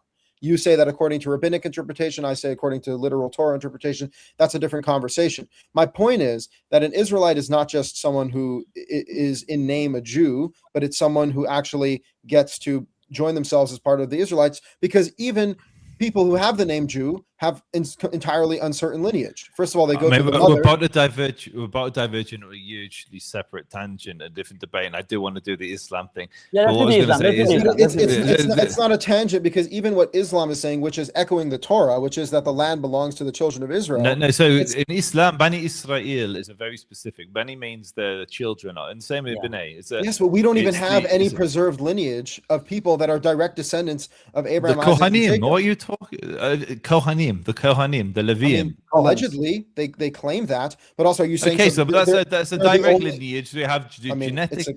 They have a common genetic ancestors, irrespective of where they live in the world. They're our strongest. Even myself, I am as mixed as can be. My haplotype, my haplogroup, goes back to the Levant. Like, the point is you're not. Yes, but half British. Yeah, I'm sure that you have some Judean roots. The question is, are you a direct descendant, paternal descendant, because the Torah says it has to be through the fathers, carry the lineage. We're the children of Abraham, Isaac, and Jacob, not Sarah, Rebecca, and Leah, right? A paternal descendancy lineage from father to son. Also, which tribe are you part of? Right, you're a Kohen. Unless the Levites. Well, exactly. The Levites don't even have their own inheritance. The way that the land was divided up at the time of Moses and Joshua was divided up by tribal lineage. We don't even have tribes. So when you say the land belongs to you, what does that mean? It means you can go to the land. It means that the children of Israel existed in the time of Muhammad. They existed in the time of Jesus, not Yeshua.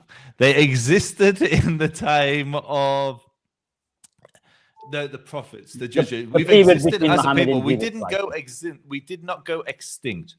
We've been on, and maybe some people have joined, and maybe there's even one or two families that have no trace back. Maybe they jumped on the bandwagon and pretended, but there is an unbroken record of Jews that trace their way back to Moses. People can trace their families all the way, to Jacob. People can trace their families going all the way back to King David. Rashi famously belongs to a line that goes back to King David, according to their family tradition. So now that you were lucky enough to get yourself involved with the Jewish people who have this deed to the land, what does that mean that the land is yours? Does that mean you can just go take whatever land you want? No, I don't believe so. What does that entail?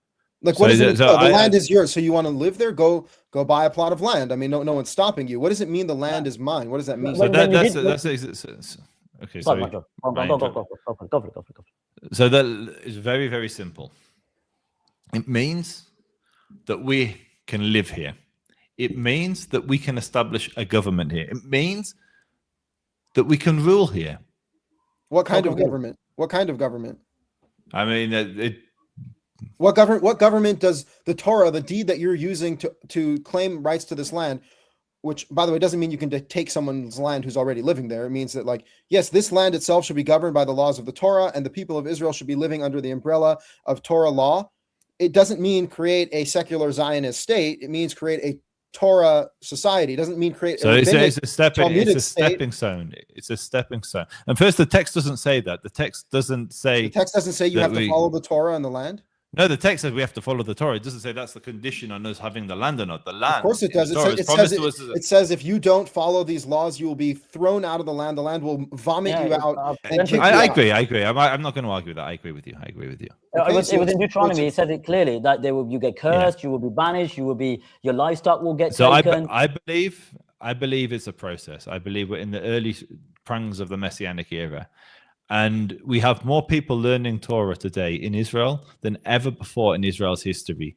You speak to a child, the children sing psalms. They sing.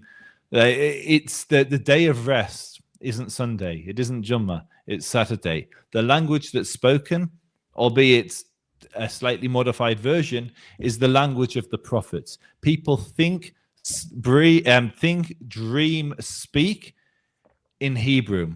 You give a child the Torah, the Tanakh, the Old Testament, they can read it. And yes, it's not a Torah state. And truthfully, I don't think the Jewish people are ready for a Torah state. I think we probably have common ground there, Israel. I think that the rabbinut, if there's a religion, it has to be a rabbinut for everybody. It has to be.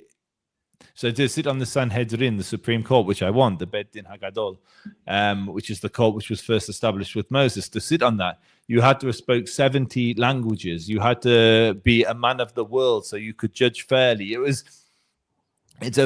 I don't think the Jewish people are ready for theocracy today. I think if we had a theocracy in Israel today, it would be a disaster. I think it's a gradual process. Yeah, and that process starts with Hebrew. That process starts. But you can use theocratic language to claim rights to the land and to call an entire group of people. So the people who advocate group of people Amalek, as in the prime minister calling the entire group of people Amalek. No, he didn't call he called Hamas. But ignoring that, the people who would advocate for, say, pride in Tel Aviv, they're not the same people that say we have a God-given right to this land. They're two separate groups of people. One's secular and doesn't believe in God. Jews do hold that view, though, Joseph. Let's be fair. Atheist Jews do not believe that God promised them. No, but they hold the deed pool, don't they? They still hold the deed pool. No, not at all. No, atheist Jews base it on archaeology. So one of my favorite things to do with my daughter, with the kids, is to go on hikes to Elim, and everywhere you go in Israel, you encounter Jewish history. You go to an old ruin. Near my house, there's a second temple ruin. You can find pieces of mosaic on the floor, which, who knows, maybe Israel's great-great-great-grandfather carved, or maybe older than that. But you can't take 2 footsteps in this land without encountering Jewish archaeology. The atheist, secular Jews base their claim on the land on the rights of an indigenous people to have self-determination on this land. Can a Native American come take my house? Yes, they can, Israel. A Native American has rights to my house? Yes. You believe that? Even the Aboriginals in Australia, they got a right to take over, and because they're the indigenous to that land as well. They've got claim to that land. Bro Haji, if the Pakistani can take over London... No, we came because of colonialism. We didn't come on boats and with an army. This is the difference. We didn't come with boats and army. We purchased land. We bought slaves of land from people like because of the Balfour Declaration. You didn't come because... What's the Balfour Declaration? What is the Balfour Declaration? The Balfour Declaration... Rothschild purchased... Yeah, the majority... Sorry. Slow down, guys. Slow down. The majority of... Yeah, Rothschild paid for the Balfour Declaration. Rothschild? And the majority, I'm going to go back. The majority of Israel is owned by the government. How much land in Israel is private land? The majority of many nations is owned by the government. It's what is that a biblical land? So the biblical land is all about ancestral inheritance. Yeah, okay, but we don't know what our Israel. Who's your which of the brothers do you descend from? Exactly. That's the whole problem. That's my point, is that the Jews can't use the Torah, misuse the Torah here. What we're dealing with right now is everyone is essentially a ger, and everyone is welcome in the land so long as they follow the Torah. There's no other standard that the Jewish people can hold themselves to. If they pretend that it matters, this fake lineage that they have, even though that we have no idea how mixed up that is, and we have no idea like what that actually entails, whether it's through the mother. So do you believe, just out of curiosity, do you believe you descend from Jacob? I believe it's entirely possible that I have ancestors that trace back to Jacob. Do I believe that I know that lineage is certain and that it's intact? Of course not. That would be foolish for me to make that claim. It's impossible to know that. And the point is that it doesn't really matter because the Torah is the probability. No, the Torah doesn't.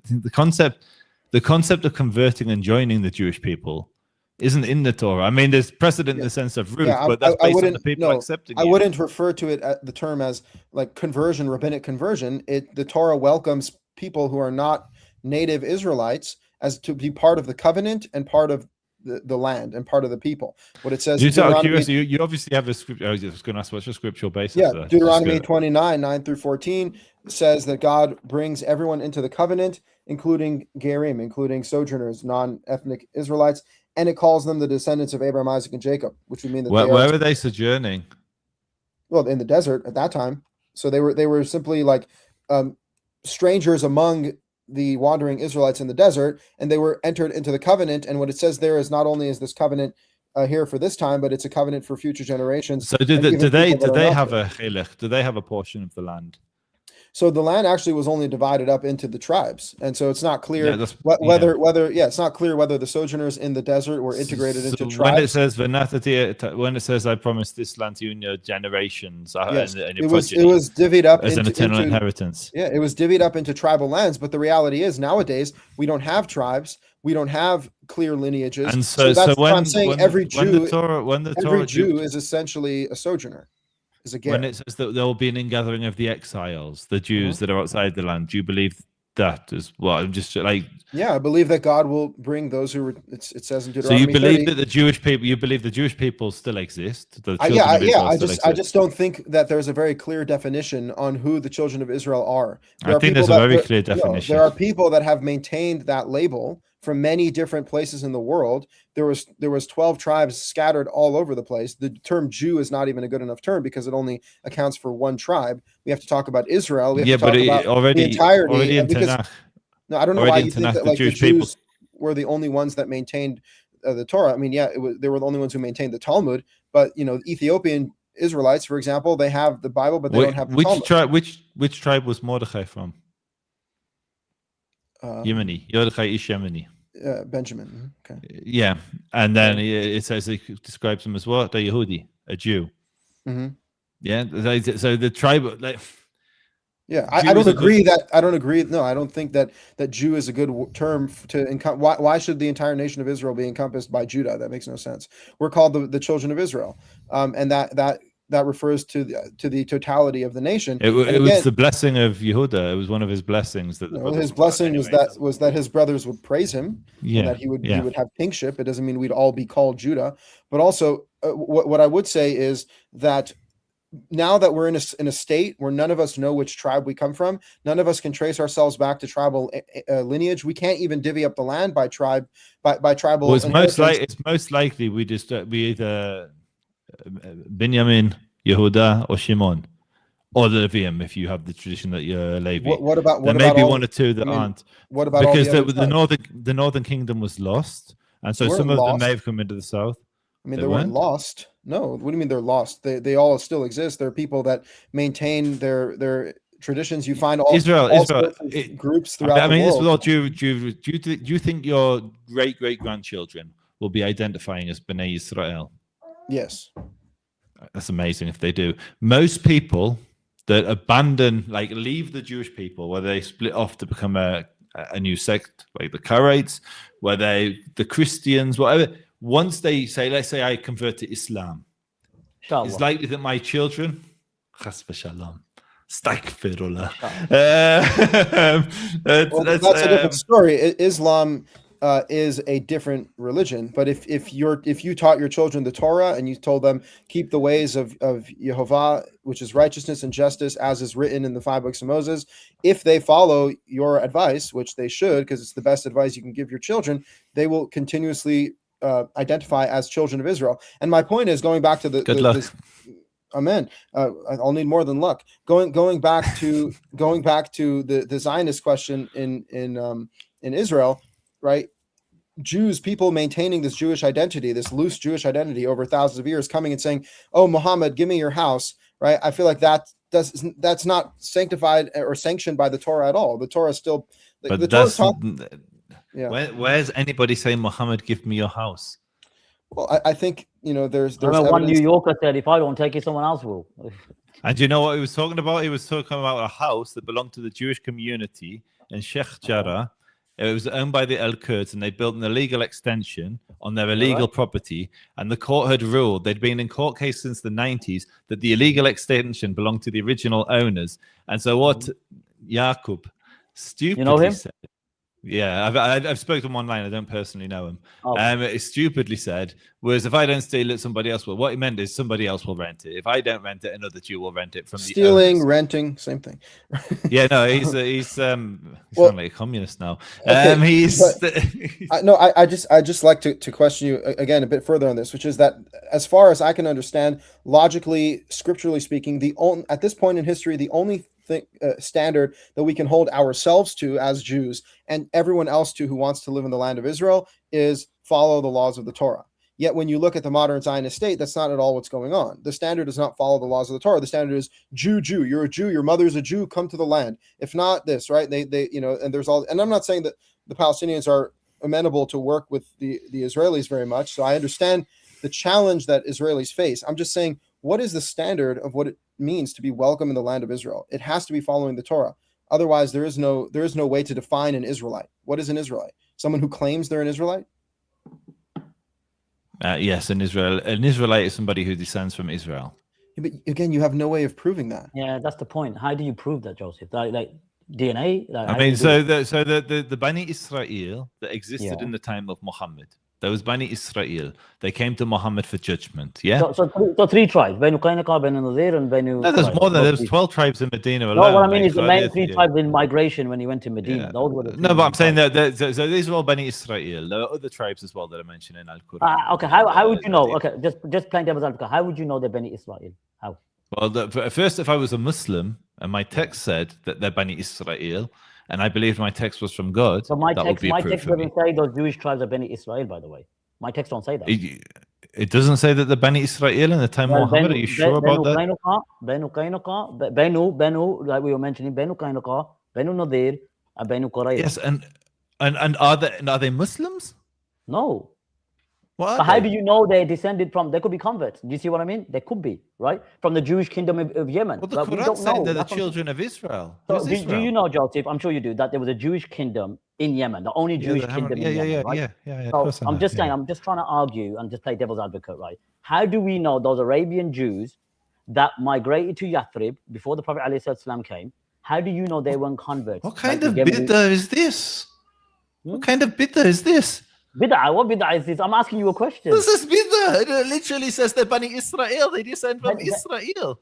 No, where did he say that? Is it a hadith that says that? Educate me. I'm not sure that these Jewish tribes are from Bani Israel specifically, like explicitly. So let me just this says hadith. I'll concede. Even if it does say that, that doesn't mean now they've got the deed poll now to go to Palestine or the Ardul Muqaddisa and just start taking people's lands. Do you see what I'm saying? It's really like illogical for you to use that. So I'm saying that Islam identifies a group of people as descending from Jacob. That's all I'm saying. Bani Israel, Yaqub, yeah, the 12 tribes, yeah, we agree. I agree. And that people are alive at the time of Muhammad. Like, step by step, baby steps. Okay, let's do it. So we agree that Bani Israel. No, I mean already then there's even many of the rabbis in the Talmud are all converts. Onkelos, who you mentioned earlier, I'm talking about Quran. Quran. Yes, but the Quran, people, is from God. People who call themselves. God doesn't make mistakes. Forget people. We're talking about the word of God, according to the Bro Haji. Okay, you'll have to have that talk with Bro. But okay, speak to me, Bro Haji. What verse are you referring to that Allah Subhanahu wa Taala? We're talking about the Arabian tribes in the time of the Prophet ﷺ. You said they were Bani Hadith is as you know, Bro Haji. Most about the tribes comes from Hadith, not from. I know. Quran. I've got. For your information, I've got Sunnah Tirmidhi here. So it's not that I reject Hadith, but authenticity, and we have to look at the chain and narration. Yeah, proper isnad. Yes, I agree. Yeah. So what are you? You're not Quran only. You're not Quran only, are you? I could refer back to it. I'm not saying you're lying. I'm saying the Arabian tribes, 12 of them, or you said 12. I don't know. So the Constitution of Medina, which I agree.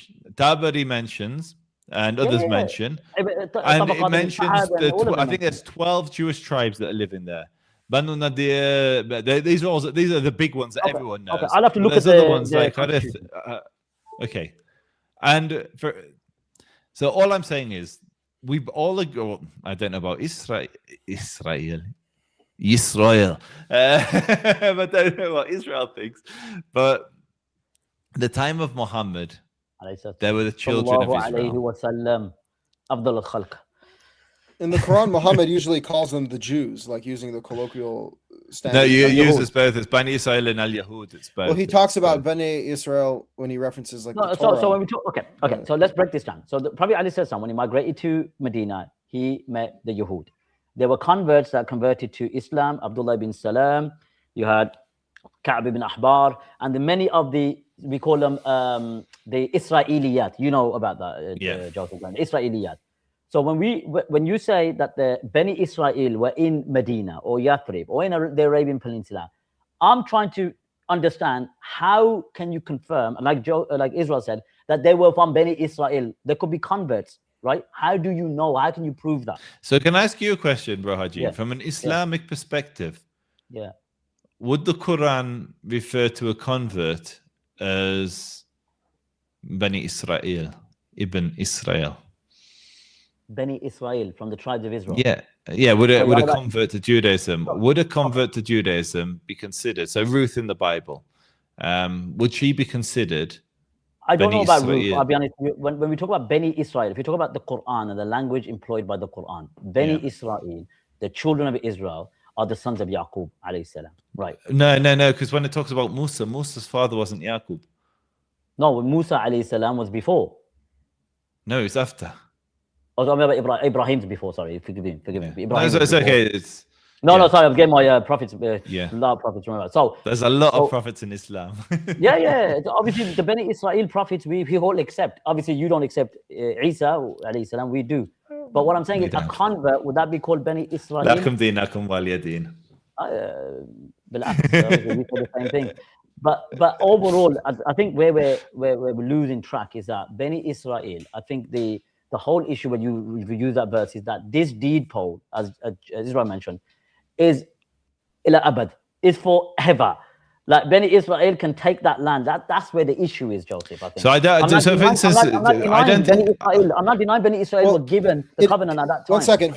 Because this is a three-way debate, I do have to push back on Bro a little bit, because it is an eternal inheritance. The Torah does say that the land is given to Abraham, Isaac, and Jacob and their descendants as an eternal inheritance. So it is forever. The question is, what does that mean? First of all, who can call themselves a descendant of Abraham, Isaac, and Jacob? And second of all, what does it mean that this land is yours? What if someone else is living there and you were gone for 2,000 years because you were a sinner? Can you just come and take that land and pretend that they're Canaanites and Amalekites, even though they're completely different people, and even though you're completely different people? Like, at the end of the day, we're dealing with entirely different set of circumstances in the modern day, and it's pretty strange for like religious Zionists and secular Zionists to all unite on one thing, which is this land is ours. What does that mean? What does it mean to be a Jew? What does it mean to be an Israelite? What does it mean that this land is yours? You can't, none of that is even definable under these terms. Israel, to come back on that, Genesis, when we referring to the Torah, doesn't just refer to Judah and Samaria or the Canaan or the Levant.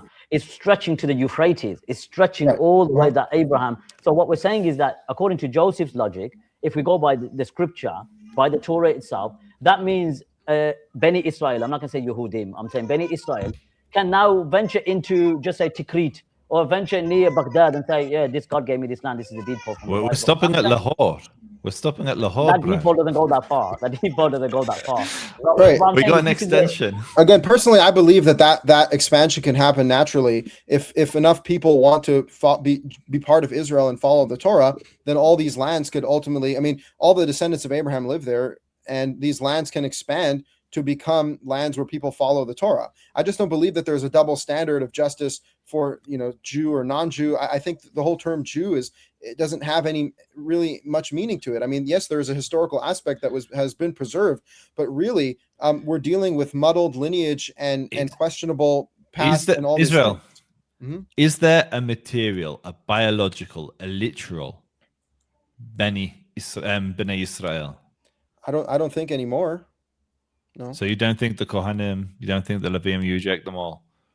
Yeah, I find it highly questionable that I should just believe someone because they said that, like, you know, people can change their identity. If I moved to a different Jewish community back in the day before, you know, there was technology. One second, let me explain a scenario to you. Tell me that this is impossible. I go to a new Jewish community and no one knows who I am, and I want to get the first Aliyah, the Torah, and I want to get all the honors and say the blessing. I say, I'm a Cohen. What are people going to do? No one knows, right? The point is these things are easily falsifiable, and so you have to actually know these things for a fact. Only God can confirm these things for a fact. But even in the Torah allows for sojourners to integrate as part of the Israelites, which means that the bloodline is not even the final goal. But that's not to do with the inheritance. It's not to do with the portion. Well, of the land. their daughters would definitely become part of the tribe that they married into, and eventually they would be. If they join it, yeah, exactly. Eventually, they would be integrated into the people. This is why I find people like I find your position so difficult to get my head around, because for 2,000 years now, there's been a community with an unbroken chain claiming to be Bnei Israel. So we just went through the Bavli. So you have two Bavli, you have two Talmuds, you have the Yerushalmi and you have the Babylonian, the Jerusalem and the Babylon. And in both of those communities, you had hundreds of thousands of Jews living. So this is after Rome conquered Jerusalem. You have hundreds of thousands of Jews in the north of Israel. You have hundreds of thousands of Jews in Iraq. The Iraqi community was preserved up until basically like 1980s. There's nothing left of it now, but there was a community of unbroken Jews living in Babylon, in Iraq, in Iran. The Jews of northern Israel, they also migrated out the land eventually, going to North Africa, going into Spain. We have 2,000 years of unbroken Jewish communities with ancient Jewish graveyards, with ancient Jewish artifacts, with books that are written, with an unbroken chain. For you to say that you don't know that the Jewish or that anyone really descends from Jacob now is if you're a religious Jew, a crazy thing to say, because it doesn't mean what you're describing doesn't mean that there is a direct father to son lineage from Abraham, Isaac, Jacob down through the 12 tribes to you. That's not what it means. What it means is there are these large Jewish communities. They have converts coming in and out, even from the time of the Talmud, even in the time of the Bible. There's converts, like Caleb is called a Kenizzite, things like that. I mean, we have or you Shimon marries a Canaanite woman, a Canaanite woman. Yeah, well, yeah, exactly. Yeah. But that's the tribes, But again, even if you move later on into once Israel is integrated, I'm saying for our history, but I'm just saying you don't have a lineage. Just because you have a community and a tradition doesn't mean you have a lineage. This is a lineage conversation. You're a Bible you yourself don't even know which tribe you're from. Mm-hmm. But Joseph, let me add something, just because we make it three-way, right? So you're talking about 2,000 years, right? So even amongst us, and I'm just trying to sort of understand from a Jewish lens and understand it from the Islamic lens as well. We have many claimants to claim that they're from the lineage of the Prophet Muhammad. So what I'm saying is Al-Ashraf and Sayyid. Now what I'm saying is there's many. I'm not saying it's like the Kohims and the Levites and whatever. Just because you claim it doesn't mean that you are. I agree with Joseph. We have the same thing within Islam. People claim, but the reason Israel's in trouble is that I believe he believes that the children of Israel are inhabiting the land until the exile, until Galut Edom, until the Roman exile. There were Jews living in the land. We have prophets. We have just clearly the children of Israel are there. And then those communities, we know where they go. We can follow them. We can follow the archaeological record. And so if you were a secular Jew, you could say, well, the Jews that were living in the land at the time, just before the Roman exile, they were all converts. They weren't really Jews. But to say today that the Jews of Iraq that live there unbroken, the Jews of Iran, the Jews of Syria, the Jews of Al-Ad al-Muqaddasa, the Holy Land. But this is not a claim of bloodline. This is a claim. Like, I agree that the term Israelite is beyond bloodline. Rabbinic Judaism agrees with that, right? Israelites have always been integrated as part of the people in one way or another. My only point is that once we're beyond bloodline, once we're beyond tribal identity, what binds us together as a people? The only answer is Torah observance. That's the only answer that you can even identify who is considered to be. It's more than Torah observance, Israel, because your interpretation of the Torah is different to the next man's. You need something that unifies you, which is the court. And this is a massive tangent. But your problem is the Torah says that you put the rebellious son to death. Yeah. Mm-hmm. Your problem there's Why is that a in the problem? Torah, because that's a very subjective term. You certain things that you have to do on certain days, and the entire community needs to do it together. So the entire community needs to be agreed on the calendar. The entire community needs to be agreed on what a rebellious son is. Okay, so if anything, yeah, that requires courts. That's why the Torah says to bring the rebellious son to a court. And we can have righteous courts. Courts are subject to corruption. I don't think the rabbis of the Talmud are an example of a righteous court, especially because it's a non-existent court, but also because the rulings that they create are not in alignment with the text or logic or reality. I mean, can I ask you a question going to the Talmud now? Do you believe, and again, the Hadith has a chain of narrators, we look at the Rawi and stuff. Now, I could present you statements in the Talmud, right? Is it a one-size-fits-all? So if Rabbi Akiva or Rabbi Israel... No, not do you accept everything they say? No, absolutely not. It's not that we don't accept it, we don't follow it. So, so the Talmud is a conversation which takes place between rabbis over centuries and centuries. Yeah. Well, and it contains in it the law. And there's law which I cannot deviate from as an Orthodox, as a religious 613 commandments. Well, 613 commandments are in the Torah. That's in the written text. Sorry. But there's, for instance, there could be a man-made law that I can't deviate from. I'll give you a crazy one. What's the crazy one? You can't clap on Shabbat, on the Sabbath. Why? Because you might play an instrument. And if you play an instrument, it may break and then you may repair it. This is all man-made laws to protect we basically... The laws that are introduced by the rabbis are for one of two reasons. You have something called a gezerah and a takana. A gezerah is a decree, is a law which is introduced to protect. It's more than a fatwa. It's you forgot about the loophole around the three made-up laws, which is that if you clap like this with a different... Oh, the rabbinical it's a loophole around they made up three laws and then created a loophole. Joseph, come on, there is a lot of rabbinical loopholes, aren't there? There is a lot, right? So absolutely, bro. We're a nation of lawyers. The nation of lawyers. No, so what I was going to say is that we believe that the laws you can't add to the Torah. The written text is the foundation, it's the constitution of the Jewish people. Israel's right, that is what the Jewish people should follow. Like, we will disagree on how that comes about and how that evolves. I think it's a gradual process to Torah observance. But we will agree that's the constitution, that's the foundational law. Where me and Israel will depart is I believe that the Supreme Court that used to sit in Jerusalem and Har HaBayit, where Masjid al-Aqsa is, they have the authority to institute decrees to protect the Torah observance. Can they oppose the Torah for the greater good? Can they oppose the Torah for the greater good? No, the Torah's you can't change it. The primary source. They can't make bacon. The Supreme Court doesn't exist. It doesn't exist. What? The Supreme Court doesn't exist. Where is the court? Today it doesn't. So that's what I was trying to get to. So we're trusting the Talmud, the rabbis. Well, what is the Talmud? When you open the Talmud, does it say this is the Supreme Court ruling, or does it say this rabbi says this rabbi says that, this rabbi says that? So first of all, these somehow subjective debates between individual rabbis is a authentic preservation of the high court rulings, and I'm supposed to believe that? So not every comment from the rabbi is a preservation of the high court ruling. Absolutely not. So also, how do we know that the rabbis preserved the high court rulings accurately, especially when they had a vested interest in supporting their own authority? Okay, so I'm just giving the standard Orthodox Jewish position, which you obviously reject, and I don't want to do the whole Karaite Talmud thing because we'll be here for hours and we've already done 2 hours. But I believe that there was a Supreme Court. I think you believe there was a court. Do you believe there was a court that sat in Jerusalem?